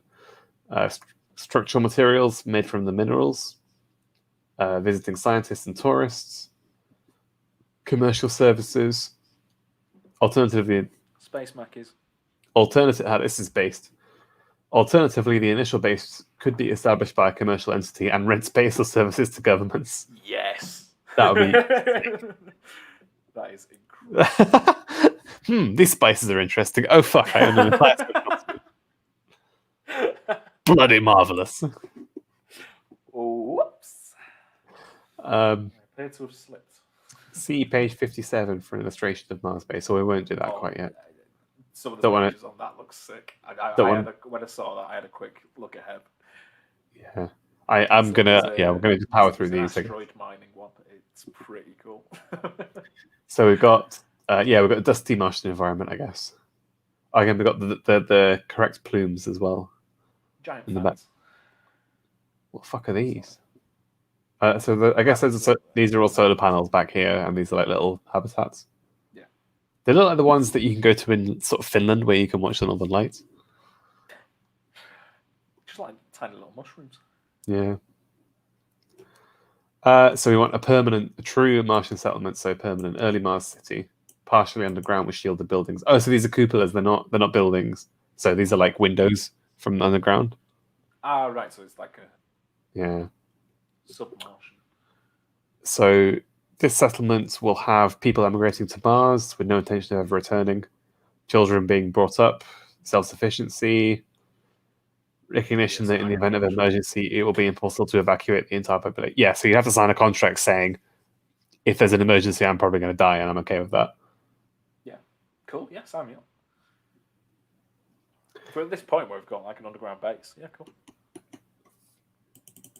A local economy with the inhabitants serving each other's needs, as in small isolated villages on Earth. Private company. Small isolated villages. Fucking English village is once again Martian English village. Proved superior. No, we're not going Mechanicus, we're going English Village Core. Facilities for visitors, etc. Local economy. Yeah. Well, we've got the low gravity, but it's double the gravity of the moon, so by that point we should have sorted it. Yeah, that'll be fine. Hang on, what's this? As with the costs of space transportation, immigrants from Earth should be able to pay for at least part of the cost of their relocation. So that's like getting a mortgage, I guess. Yeah. I guess. Hotels. Government funded. Yeah. Likely to be below ground, I guess. Some buildings may be partly on the surface, but if they are intended for extended human use, will be shielded with regolith. Psychological pressure for view of the outdoors will result in the creation of above-ground domes or glass wall structures. So what do we not have? We don't have any transportation system to get large numbers of civilians to Mars. We can't build big pressurized structures from local materials. Fair. There needs to develop sufficiently large power sources of the world, totally devoid of fossil fuels. That's actually such a good point. I never thought about that. Sufficiently large power sources. So again, if you're already working with the orbital stuff, you can just transport that to Mars. Yeah, I mean, there's no reason why you can't whack a fusion reactor on a temporarily onto or a tug onto some of your orbital mirrors and transplant those across. Flick a switch, it starts. There you go. Yeah. A growing settlement of at least 1,000 adults has been on Mars long enough for one generation to be born there, who will in turn have produced viable children. Viable children. Starting to sound again a bit like eugenics. It's a bit fashy there. It just slowly gets more fash as we get through the milestones. So just a giant space swastika. But I mean, to be fair, this is all private industry, so it's the opposite of fascism. For now, they've been slamming on the government so far. It's just the last step. There's been zero nationalism. They've basically shat all over the flags and footprints approach, and that they've basically been entirely in favor of private individuals going and doing that. So it's the opposite of fascism. What are we on? Oh, we're on asteroid mining and orbital settlement. Okay. This part I think is quite cool. This is... I've heard of this. Space. I guess it's NASA's answer to the Hayabusa one. Yeah. So the Hayabusa one was the one which crashed, wasn't it? Yeah. So we're looking for asteroids here. So yeah, there's some asteroids that are basically just rubble, kind of loosely together, and some are like actual rocks. Yeah.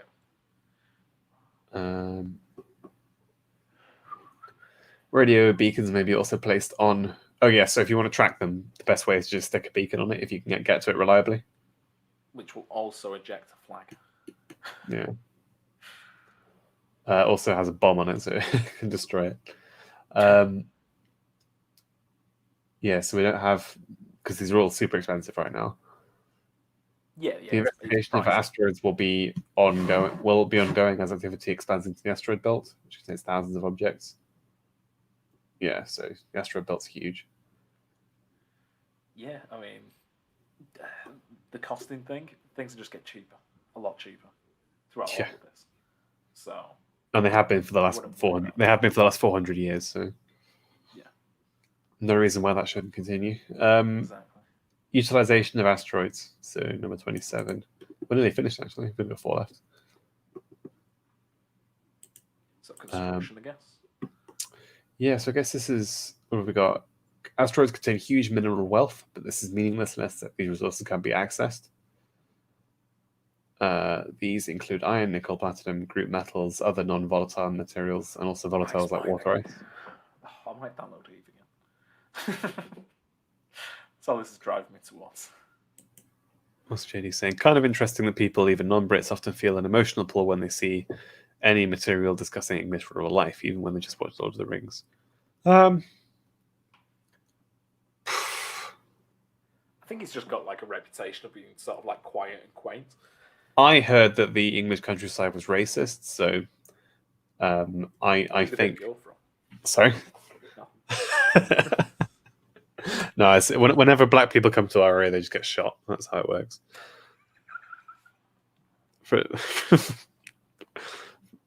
From my end, yeah. Did you not see the sign which said gentrified? It's not even gentrified. That implies that there was something to be gentrified that wasn't already gentrified. Like, we literally had a Lord of the Manor, and oh, for Christ's sake, you're so poor. It's a nice part of the world. Don't want anyone ruining it. And by that I don't mean black people. Jesus Christ! All I'm saying is you've made some points already in the past 2 minutes. I was mainly thinking about the people who normally gentrify areas of cities, which is white middle class morons. Moving swiftly on. back to mining. I despise white middle class morons more than I despise any other type of person. Champagne and prosecco drinking swat.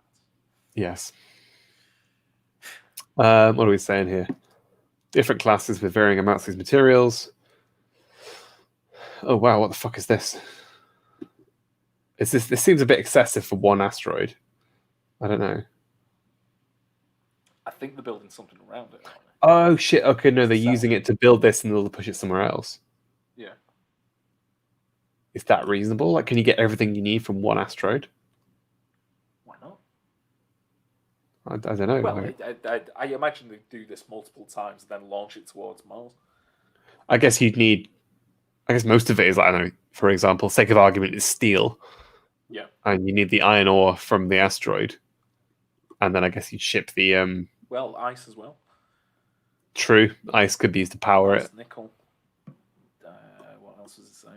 Yeah, platinum. Yeah. What was the other one?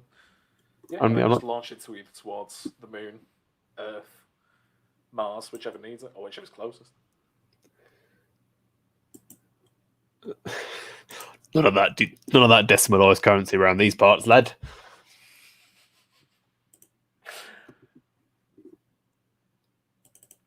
We still work in pounds and shillings. Fucking halfpennies.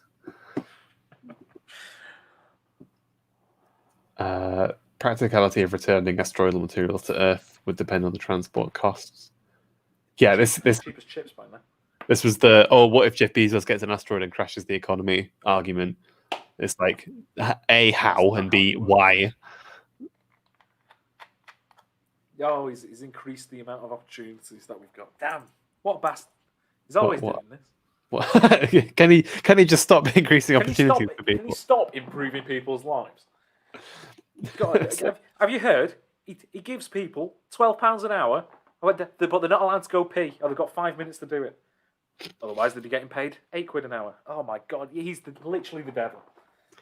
Jesus. Oh no, Jeff Bezos is so bad. Buy something from Amazon immediately. Yeah, why have you got so much T-shirt telling him how much I hate him. by giving him more and more money. Jeff Bezos is just the Down worst. With capitalism, buy my shirt. How is he so rich? Buys thing off Amazon. Yeah. Starts watching Prime. Yeah, oh exactly. my god, it's so terrible. Oh my god, have you seen Beyond Good and Evil? Wait, what? Not that one. What's the David Tennant and Michael Sheen? Oh, yeah, Good Omens. Something like that. Good. Beyond Good and Evil's a Nietzsche book. I bought it off Amazon. Deal with it. You got a little bit confused there. I've started watching The Boys actually the other day. I've watched season 1. Season 1 was really good. I'm on. Yeah, I've just started season 2. Yeah, I might go back and watch it. It is very good.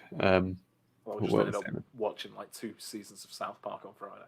So there's more TV I've watched in one day than I have in like 6 months. With appropriate asteroids, these mining stations may go through the same processes of growth as settlements on the Moon and Mars. I mean, to be honest, it's likely that we'll end up at the point where more people are living in asteroid and orbital colonies than are on planets. Yeah, why not? Because there's just simply more space. Yeah. Like, it's reasonable that there's more people living in the United States of America than there are in Britain, even though it was originally a British colony. Yeah, I honestly see nothing wrong with it. It's amazing how Amazon suddenly has the power to redirect an asteroid the size of the US, as well as an insatiable doesn't need to destroy their own company. Yes. It's almost like this. It's a self-correcting system. Mad.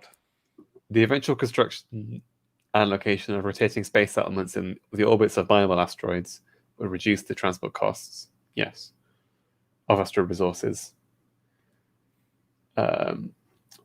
Economic barriers of moving there,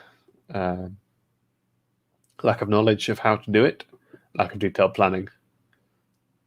Sort it out. Learn. Simple as that. Just trial and error. That's a Tory mindset, I heard. Oh, I mean, such a distorted view of the world. This milestone can be considered achieved when asteroid mines and smelters are regularly sending ores or refining products to Earth, the Moon, or Mars. Yes, so when it's happening regularly, basically. Bloody hell, what's this? Oh, fuck, that's a city. Okay, this is getting big now. O'Neill cylinders, yes. This isn't an O'Neill, this is more like a donut, I guess, rather than a cylinder, because it kind of goes that way, rather than that way. It's a Taurus. Yeah. That's pretty sick, though. Is that Hyperloop at the top as well? Maybe. I say it's more than reasonable to have a river. I just want the tubes from Futurama. Yeah. Yeah, so the O'Neill cylinder is what I thought the other one was earlier. That was sort of just some. That was too easy. That was a setup for this. That's where we'll have all our little villages, which won't be over. Well, you could do a city of like Manhattan size on an O'Neill cylinder. Yeah, it's basically the Citadel. Yeah. I think you could either. I think I worked this out a while ago that you could fit either like in a Manhattan. You could fit like Manhattan, but if it was Manhattan style population density, which obviously inside a pressurized environment is probably not ideal. Or you could have like, I don't know, half like 50,000 people in a sort of English village style, like fucking Oxfordshire, just with a few towns and cities or a few towns and villages. Yeah.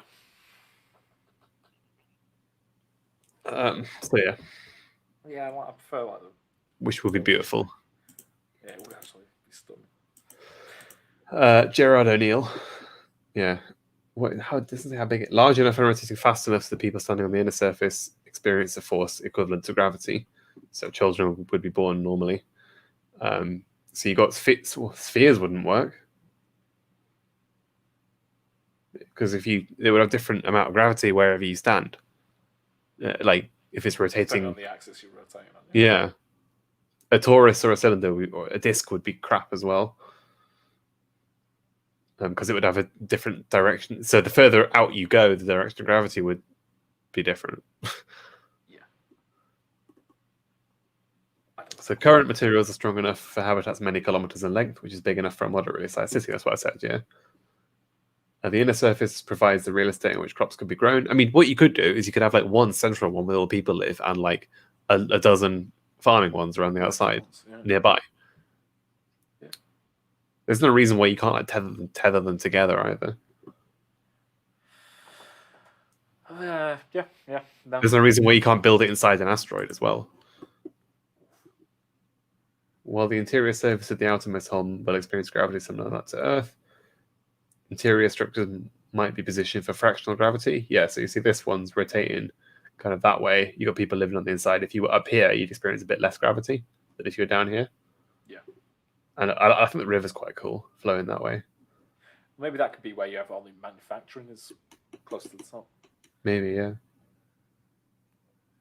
Still making use of that microgravity. People could live in the settlements indefinitely, in communities ranging in size from villages to cities, with their own internal economics, blah, blah, blah. So yeah, the end game for humanity, I guess, is in the solar system would be like 1 billion trillion of these around the sun, pretty much.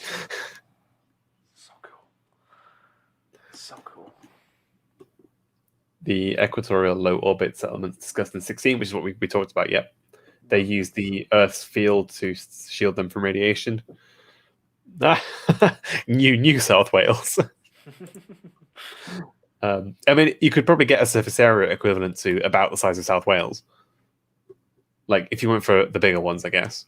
Because the smaller ones are kind of like county scale, where the larger ones are kind of like country or continent scale. Yeah, I mean, you can make them as big as you want. It's fucking space. Yeah, I guess the bigger you go, the stronger the materials you need because the rotational forces will be. I guess you spin it slower if it was bigger. Actually, I don't know. I'm not the physics guy. Unlike lunar or Martian settlements, radiation shielding is required all the way around, so it needs to be heavier, I guess. Yeah. But as I said, you could build it inside an asteroid. So you just drill into the asteroid, plonk your cylinder in there, and start spinning it with a cylinder inside that. Yeah. What have we got then? Location that could be built in orbits around Earth, in Lagrange points. You need to have a lot of solar energy, I guess. The choice of orbit may be driven by access to materials, as I said, so you can build them inside an asteroid. Lunar material could be launched using electromagnetic launchers. No reason why not. Material mined from an asteroid could be utilized either in an orbit close to the asteroid. Yeah. Eventually, such cities in space could be located throughout the solar system, orbiting planets and moons, co-orbiting with asteroids at Lagrange points or in solar orbit. They will be very different to each other. It's like it's the fucking patchwork model, isn't it? Yeah. Like you have all these different like tiny little Liechtensteins, and each of them have their own set way of life and setup. And then you go and choose which one you want to live in, based on some contract when you joined. Small British village one. Yeah. It's again we're gonna if we retire retirement home. If we ever get to go and talk about free private cities, we need to basically pitch this and say, look, how about free private cities but in space?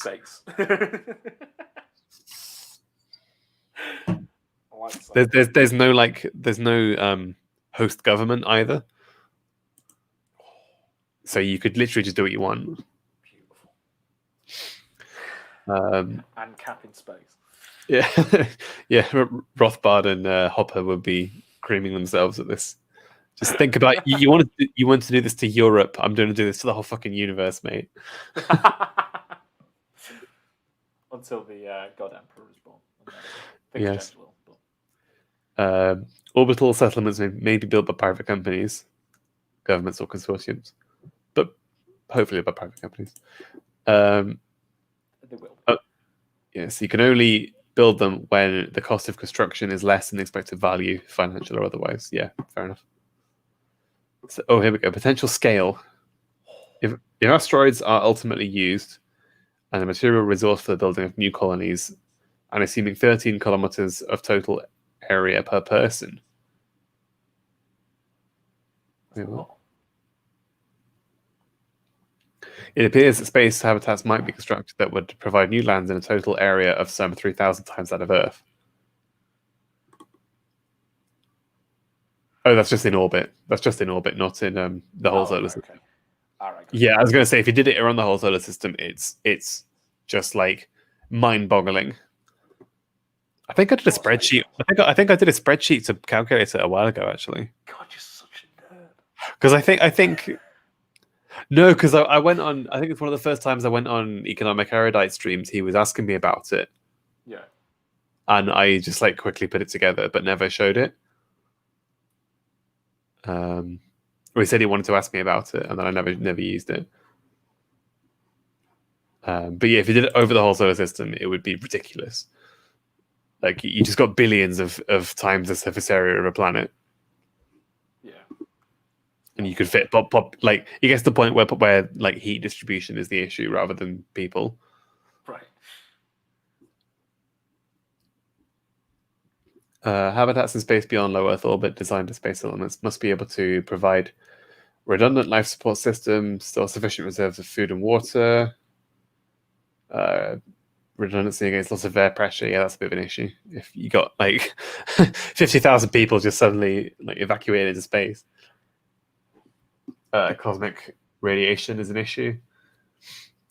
Yeah, pregnant women actually are quite susceptible to. I saw something about like cosmic rays causing higher. If you do it to a pregnant woman, it might split an embryo, so you get twins. All right. How about the possibility of gaining superpowers? That's the jury's still out on that one. Damn it. Unless leukemia counts as a superpower. Die quicker than most. Is this, what's your superpower? Death, man. Just keel over.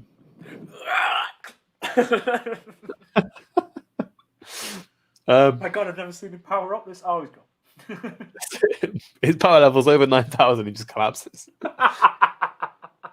What the fuck is this? Planetary chauvinism is the idea that people should live only on planetary services. Who gives a fuck? Right, this needs to be destroyed. That's such a dumb idea. Who cares? Planetary chauvinism needs to be destroyed. Sorry, let kids be born on rockets. Why? What's wrong with that? Oh, they won't be able to see a tree. Put a tree on the bloody thing. Who cares?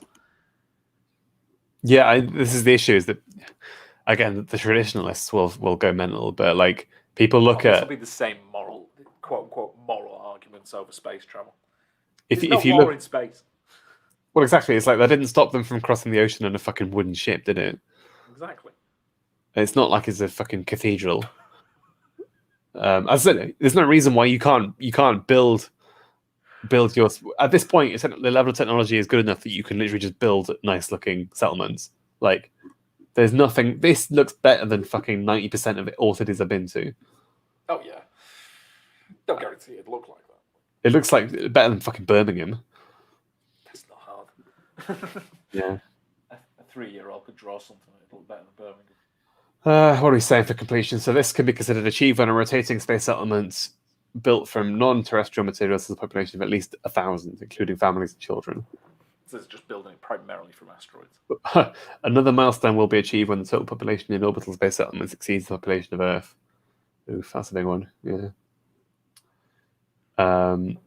Yeah, as like only in orbit you can get 3,000 times the area of Earth. And that's with 13 kilometers of area per person, which seems a lot. What are we saying now? So we're nearly at the end, boys. We've got 2 more sections, Final part. or 3 more sections, including this one. So this is the wacky end game stuff. So this is terraforming, right? Okay. If you can do this, you can solve climate change with the snap of your fingers. Exactly. Who gives it down?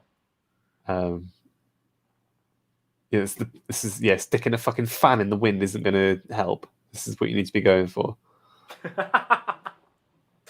Oh god, yeah, had arguments over that today already. Today? Yeah, not specifically about terraforming, but wind power. Oh right. With you could probably guess who. Tap. Just agree with everything she says. That's how to get. No. She's pretty based.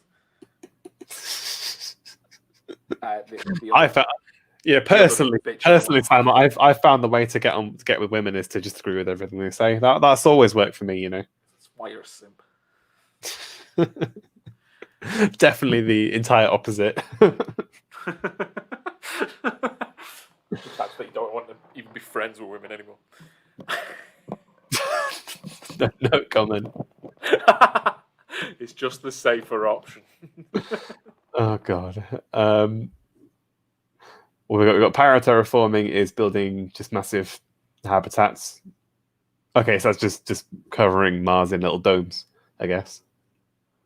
Biospheres, things like that. Partial terraforming, so it's blocking cosmic radiation, getting plants on the surface, humans without pressure suits. So without pressure, but with air breathing equipment, right? Okay. And then full terraforming. Oh, sick. This is cool. I think that's a Musk thing. Maybe this is Kevin Gill. I don't know who that is. I know, If you could ever I've seen that picture related to. If you could terraform a planet, you'd effectively be unto a god. Yeah, this is the wackiest shit. I think I don't think it's even that difficult, to be honest. I think it's Like, possible. it's just a level of like engineering and scale. Like, it's not physically impossible. I think time's got to play a big part. Yeah, I guess it's just large scale. That's the only issue. I mean, you need to get the fucking gas. Scale, so. You need to get all the water and gas to a planet, which is like the issue, I guess. Rather expensive. You got to import a lot of water. So I guess you just start redirecting comets towards it. And I guess Musk's plan was to nuke the poles of Mars. Yeah. Yeah, that's. I don't know the science behind it, but I mean, it sounds cool. Frozen water on Mars is estimated to be at least 5 million cubic kilometers, sufficient to cover the entire planet if melted. So fuck it, yeah, get to it. Sort that out. Flood it. And that's just in the poles. So, you know, while nuking the poles might be drastic, it could work. Like I don't, unless you're worried about radiation, but like radiation is already an issue. Just don't go to the poles. If you want to just impart, or just get those massive mirrors like we were talking about, that would be a bit less drastic than death ray the polar caps. Yeah. So well, nuke's not very controlled. You can't say I want this exact amount of water. It's just there's loads. Boom. And it's there now. Exactly. Prevent cosmic rays. Adjust the planetary temperature. I guess that requires a thick atmosphere. I guess. Yeah. Adding atmospheric mass to allow water. As I said, if you could do this, there's no issue with climate change. Like if you can completely change the composition of an atmosphere, then climate change is easy.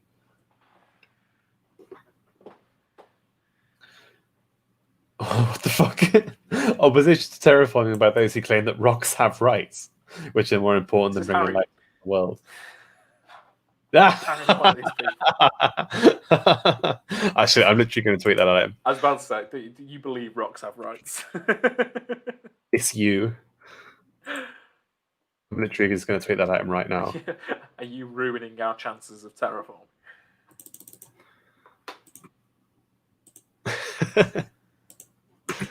Opposition by people who think large-scale human projects are morally wrong. Who are these people? Or reduce the intrinsic beauty of a planet. It's fucking orange, mate. It's just one big orange rock. Go find your own fucking planet. Exactly. You go live on that asteroid over there and go. There's literally 100 billion stars in the galaxy.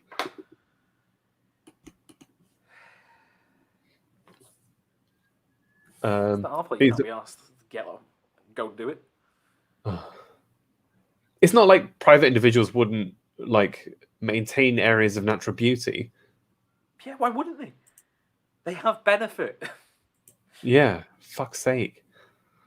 Even like vicious dictators. Decided that only totally sterile planets may be terraformed. then we will need a valid and public acceptable means of effective demonstration that a planet meets the established criteria of sterility before terraforming Sounds begins. like regulation to me. Stop that. Fuck regulation. All my homies hate regulation. Harrion says yes, it is him. Right. Up against the wall. Watch my stream, faggot. We need more viewers.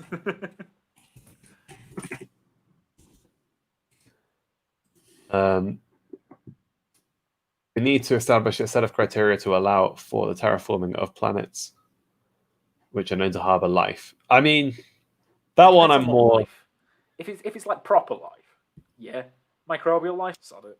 Oh yeah, if it's like there's like genuine, like we go to Alpha Centauri and we find fucking like Alpha Centauri trees and lizards and shit, and we're like, okay, maybe we shouldn't fuck about with this atmosphere. I'm kind of okay with that. But if it's literally just like a sterile rock, then what are you talking about? Who cares? And again, like I wouldn't be in favor of some like terrestrial government being like, no, you can't do that to somewhere 7 light years away or something. Yeah, exactly. I mean, terrestrial governments are going. If we've got more people living in orbit than you have on planets, then what government are they part of? Ooh. It's true. Like terrestrial governments are just going to get so like outdated by this shit. Good. It's about time. Just have like, small local ones, small civilizations. Well, exactly. Like this is like centralized. This is what I've been saying. Is the centralization is just so like archaic at this point. It is, especially with things like the internet as well. Like we are literally heading in the direction of decentralization. For better or decentralization, yeah.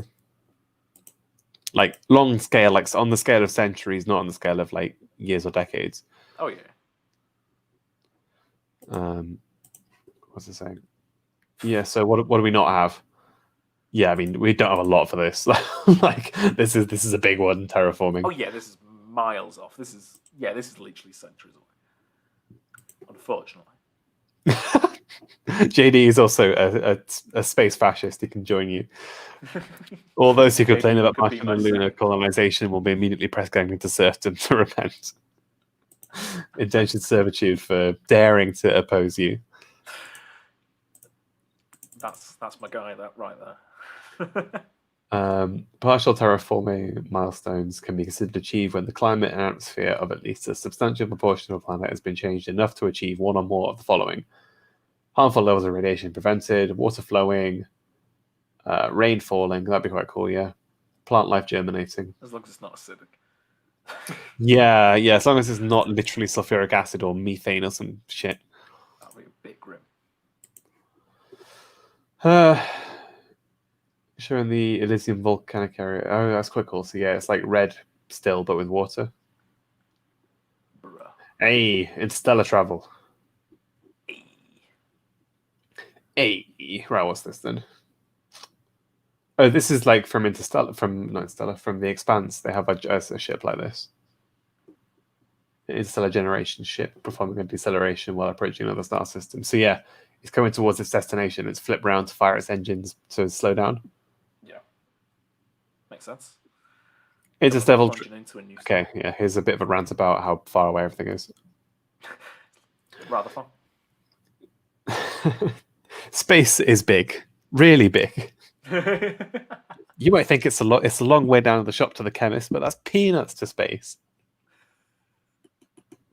If you get that, then it rings a bell.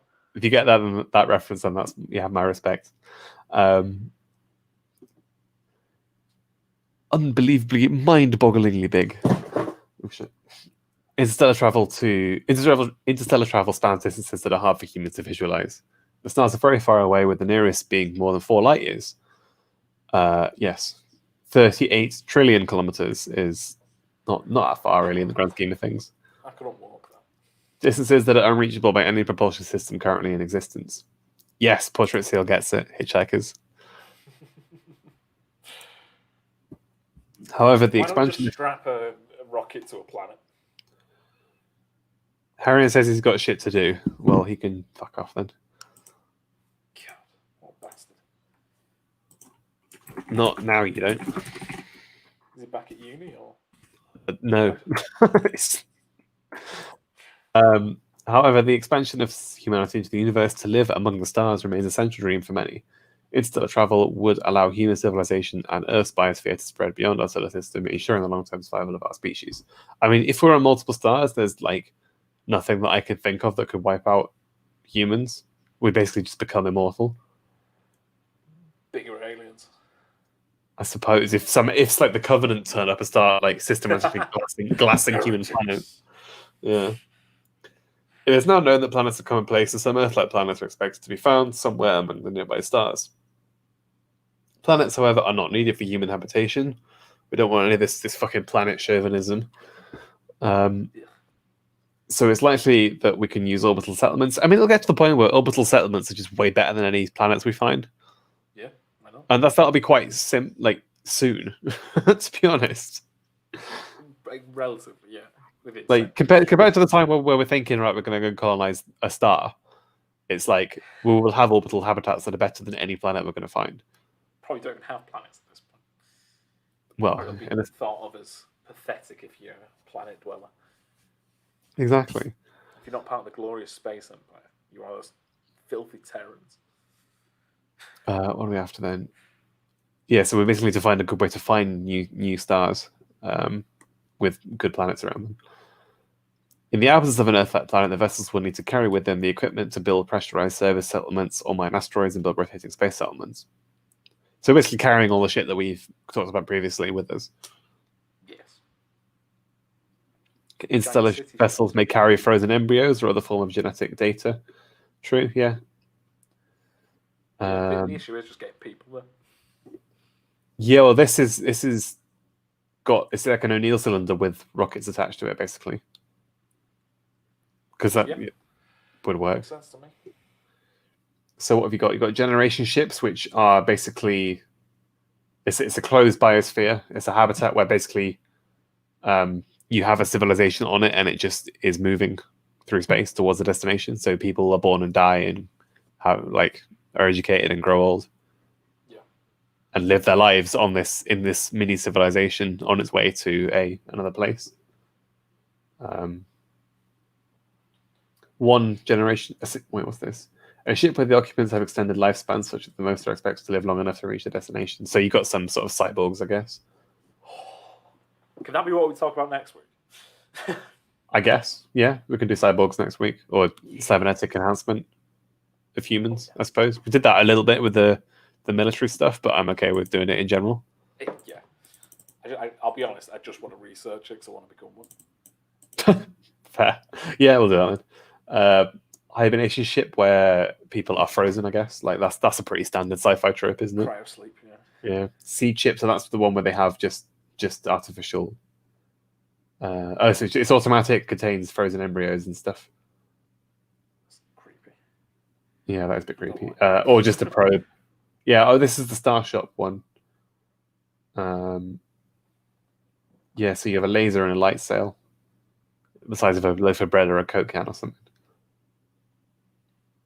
Yeah, as long as I can beam back going. Yeah, cool. People. Yeah. So once you get there, I guess we need 6 major types of such human operations in a given star system. You could do mining and stuff like that, building and rotating space settlements.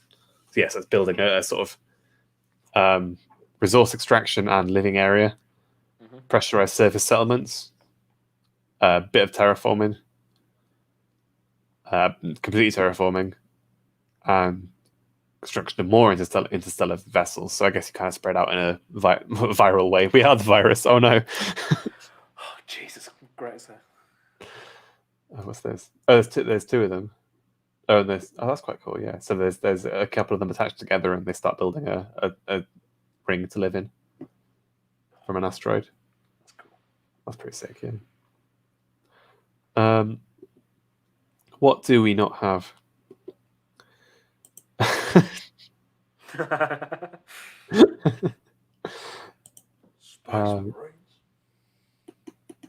What do we not have? So we don't have a big propulsion speed. I mean, if you've got a large fusion drive, I think that should be fine. Because if you have enough fuel to accelerate consistently over a long period of time, then you can reach ridiculous speeds. But because you're moving for hundreds of years, if you accelerate for a year, you'll be at some mad speed by the end of that year. Yeah, because it's all relative. It's not really And then you decelerate a year before you're due to arrive. Yeah. And the rest of the time you just coast. Yeah, it's the same. We need fusion for this. For support a ship for a century. I mean, if you collide with interstellar debris, then fuck me, you're going to be dust. Because if you're moving at like 1% of the speed of light, anything that hits you is just going to completely like nuke you. Essentially, at this point, you need something like force fields, some sort of magnetic thing in front of you. Magnetic shunt of some sort. Yeah. Lack of methods to sustain the closed ecology. So yeah, you want an ecosystem that's kind of self-sustaining, I guess. Which you can kind of think, honestly, you can think of the Earth as a generation ship just going around in a circle. Yeah. And it's been self-sustaining for 1 billion years. So life-wise. Yeah, that's what I'm saying. Just strap rockets to one of the planets. Strap it to the moon. Phobos. There we go. Right. Off. There's only a little one, yeah. Lack of ability to build in space settlements from local resources. So yeah, you'd have to basically not take anything with you and build everything. Well, only pack enough for the journey and then build everything when you get there. I'll take it from the natives, like we've learned. Jesus Christ. I claim this for now. I claim this for Her Majesty. Beautiful. New England. The British Empire has been blessed with purpose from on high. Lack of consensus that sterility of a planet is necessary. So yeah, you have to prove that there's no life on it before you start fucking with it. Yeah, that's reasonable. We can't terraform is another big one. Belief that interstellar voyages are impossible. That's a hilarious one. Political opposition to the expansion of human civilization. Doesn't matter. Politics is abolished at this point. This is like, why would you not want your own species to survive? Like, why? Because we're the virus. Literally, like suicidal. It's for fuck's sake. No, we're the virus. It's a good thing if we all die. I saw a take earlier. We should not all have children, and the children that we do have, we should suffocate them with plastic bags. I saw a take on Twitter earlier that was somebody arguing that they were arguing about like whether women have a duty to have children or not, which it's not a topic I really get involved with. But the guy said basically, look, at the end of the day, even regardless of whether the women have a duty or not to have children, if they don't, then we're all going to die out.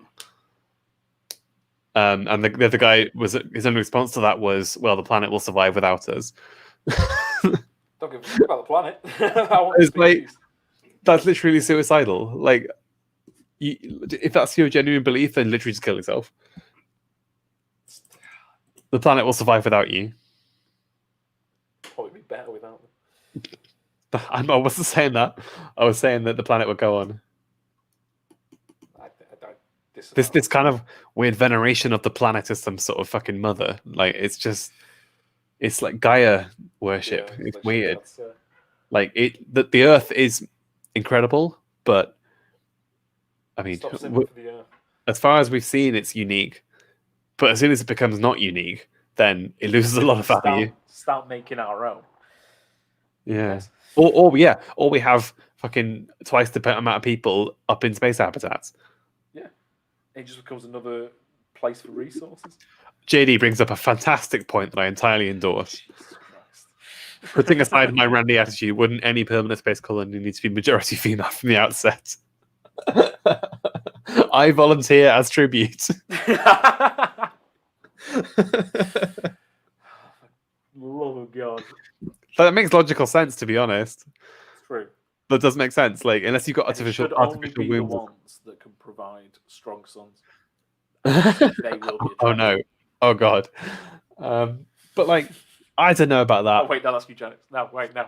It depends. It depends if your goal is just pure like as many humans as possible, or do you want actual functioning humans? Because I still don't believe that polyamory is the right way to go. If you want this, it's true. Like that's not a society. That's just a collection of people. You know, you need. I mean, this is gonna like I'm getting on my fucking trad horse here, but like, if you're gonna start raising kids in some sort of on-earth-like environment, they're gonna need both parents there to support them. And if you've got one guy and like 30 women, like, fantastic for that guy, but yeah, bear pimping. But... he's gonna have 30 kids appearing. Like, what's he gonna do with that? It's true. Or what are they gonna do with that? They just double their population, and they've only got one father. That doesn't make a good society, I guess. Adoption. Send them off to the rest of them. You just got one breeder. You've got like a stud human. Are you volunteering yourself as tribute here? I'm not saying I'm the best man for the job, but but when I'm 8 feet tall and shredded, as we've already established at the start of this episode, is where I'm heading. Yeah, you've got a lot of work to do there, I reckon. You fucking what? You're gonna grow like 2 feet and get shredded. I don't know which one of these is more difficult at this point. Whoa. The goal for losing 20 kilos by Christmas is going swell. Ignore the pizza behind me. I was gonna say, yeah. I mean, I'm no better. As I said, I'm literally gonna like forcing myself to order a takeaway this evening because of my fucked schedule. God, lack of control. It's not my fault. I can't read. Okay, final milestone. We're nearly there, boys. Thanks for everyone who's stuck. I think we've actually got more viewers at this point than we had from the very beginning. So, anyone that stuck around from the beginning, then I salute you. You're the real G's. Yeah. Okay. Fair. It's true. I guess it's not really polyamory, is it? Because it's very clinical. It's not like amory kind of implies a relationship going on, rather than this is, I guess, just polygamy, which is one guy, plenty of women.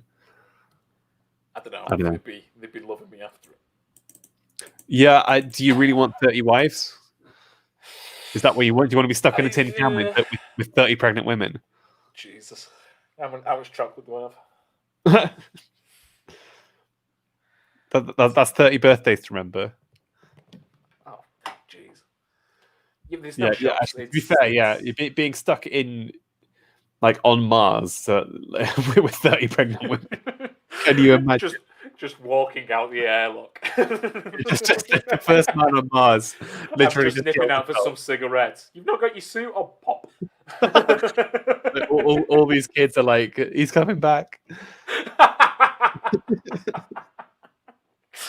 Just need some space milk. I'll be back soon.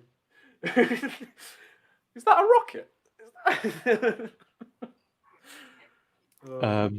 Okay, final step. So this is a bit vague. Survival of humanity via space settlement. The general expansion of space settlement increases the likelihood that the humanity will survive in the long term, particularly through the development of specific isolated settlements designed to survive. That's what I said. Like, if you have a fucking like rotating habitat or asteroid colony out in the Oort cloud, like if you break some, you say you came from America initially. If you break some American law, like, what the fuck are they going to do? They're not going to get there for decades before, even if they heard that it happened. Like, unless they start taking like the Mortal Engines approach, where they've got like the USS United States, and then they just come around eating colonies. Yeah, I can imagine that happening. Badass, terrifying, but badass.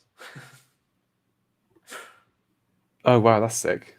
I saw that picture. It's absolutely gorgeous. This is what I was saying about you don't have to build like some shitty, like International Space Station-esque colony to live in.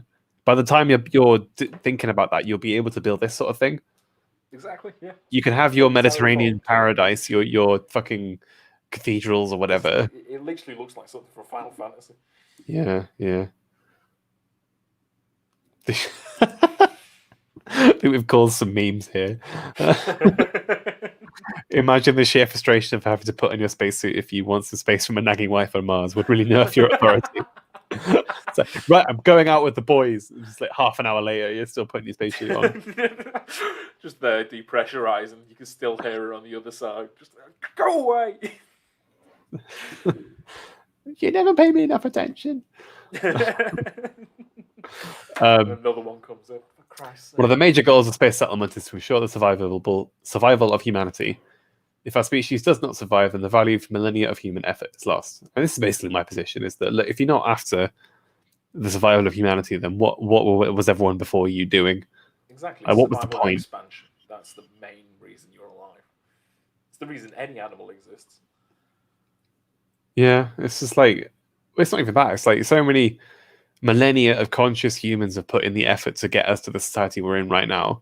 Exactly. Every male ancestor that you've ever had has managed to get laid and like have some level of some level of success. Like, for fuck's sake. Space settlements may ensure the survival of humanity from two categories of existential risks: those caused naturally and those caused by advanced human technology.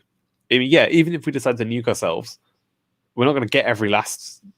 If there's like 1 billion satellites or colonies out there, exactly. The solar system is a big place. Like, even if America and Russia decide, or China decide to nuke each other, if there's double the amount of people in space than there are on Earth, then we'll point our death rays at them. Yeah. Commonly recognized. Become less of an issue. Yeah. Asteroid impacts, supervolcanoes, gamma ray bursts, big ones. Yeah. I mean, if you've got, I mean, asteroid impacts was like step 6 out of this list, wasn't it? Yeah. Supervolcanoes, you can get rid of that if you can do terraforming. Gamma ray bursts, issue. Yeah, knocking all the electrics out of several societies. It's also like a star. It's like a stellar object going off, which you can't really like tap into and stop. Yeah. Technological causes include biotechnology, self-replicating chemicals, nanotechnology, artificial intelligence. Human activity result. I mean, AI is not that big of a threat. Like, it really isn't. No, not at the minute. I mean, we could do a whole episode on that one. Yeah, we have to do that soon. Human activity resulting in catastrophic climate change or global warfare are also potential concerns. According to the Future of Humanity Institute, human extinction is more likely to result from technological rather than natural causes. Yes, of every last human, I can't think of anything more destructive than a nuclear war. Yeah. What else was I going to say?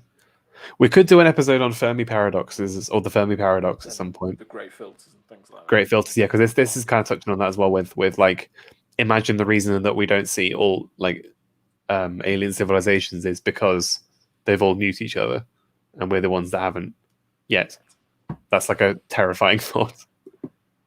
It is. There are 2 categories of space settlement which could result in humanity surviving existential risks: general long-term growth and redundancy of space settlements become so large that settlements could survive despite being cut off from Earth. So they're just massive. They're like their own little nations in space. This sort of self-sufficiency that could ensure against risks in the long term, but not the near term. Okay, yes, if you... Hang on. So if you cut them off immediately, then they're kind of fucked. But if you slowly cut them off, then they're better, I guess. Or even if they slowly break away. More ideal. Yeah. If they do it off their own backs.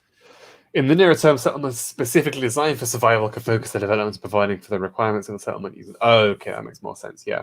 So if you build just a city, then it's hard to make it self-sufficient. But if you build one specifically designed to be self-sufficient, then yeah. The Oort cloud is just a load of icy rocks, which extends about a light year out from the sun. You got the asteroid belt between Mars and Jupiter. Then if you go out further, you got the Kuiper belt, which is where Pluto is. And then you got the Oort cloud is even further out than that. So it's like, as far as you get, it's a load of bodies like icy rocks that are basically far enough away that if you go further than that, you're outside the solar system. It's kind of, the edge.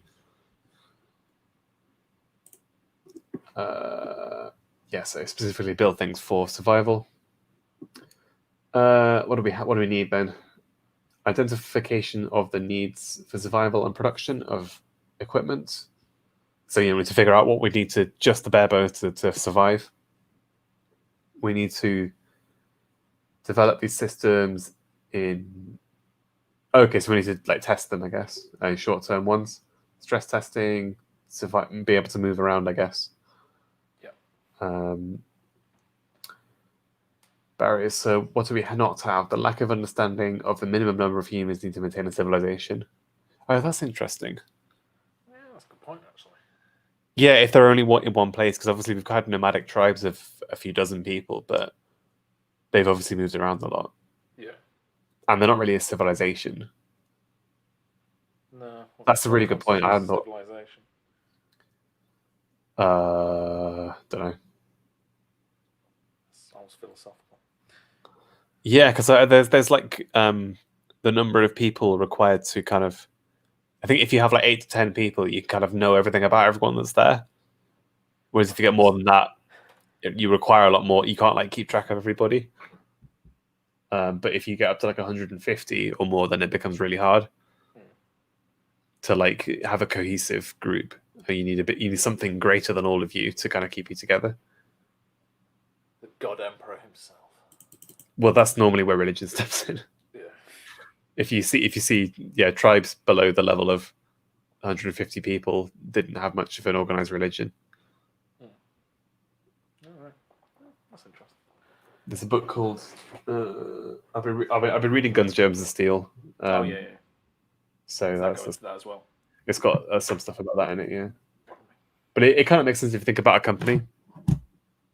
Departments are normally 8 to 10 people, and you.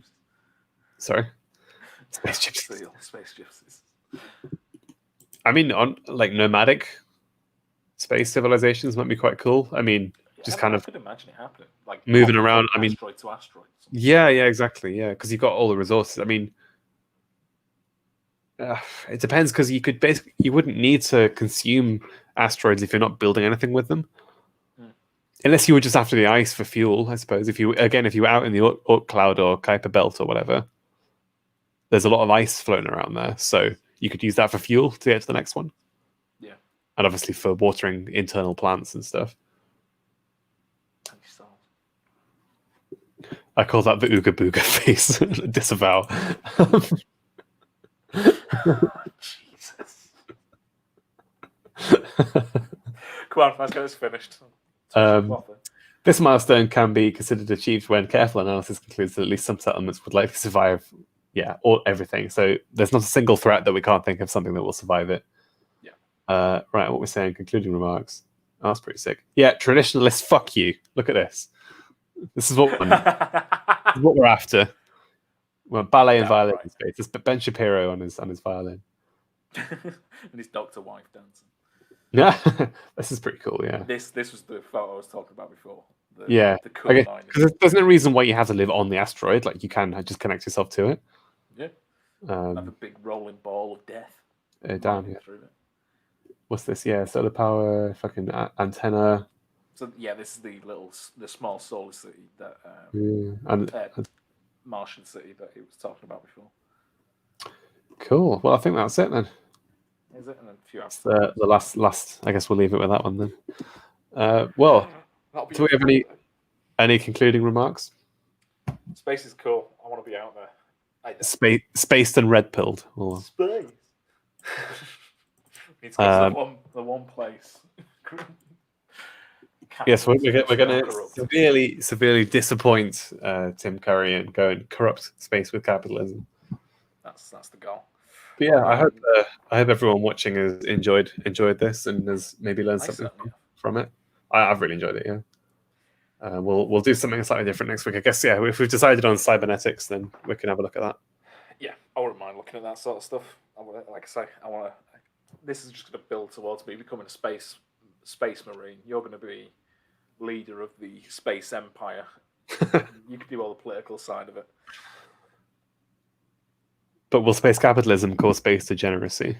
Well, yes. We've already talked about pawn ships, so space XXX. Well, as we already know, space degeneracy does tend to cause chaos demons. But with the degeneracy, it's more money pumped in. which makes everything cheaper, and then we can go and achieve our dreams off the back of. But I said, like, in all seriousness, if you are, we're not talking about a single civilization here. We're talking about trillions of little individual ones. So if you don't want to live in a degenerate one, there's going to be one out there where you. There's a small English village. Yeah, we want English village space satellites. That's what we're after. That's what the Empire will look like. And it will be glorious. So I guess on that we can end. If nobody's got anything else, I guess any other things to add? As I said, I will be on Jack's stream in just under 2 hours playing Crusader Kings. If you're new to watching, go and follow my Twitter account, which is in the description. And I guess we'll see you next week. Take care, everyone. Yeah, thank you very much.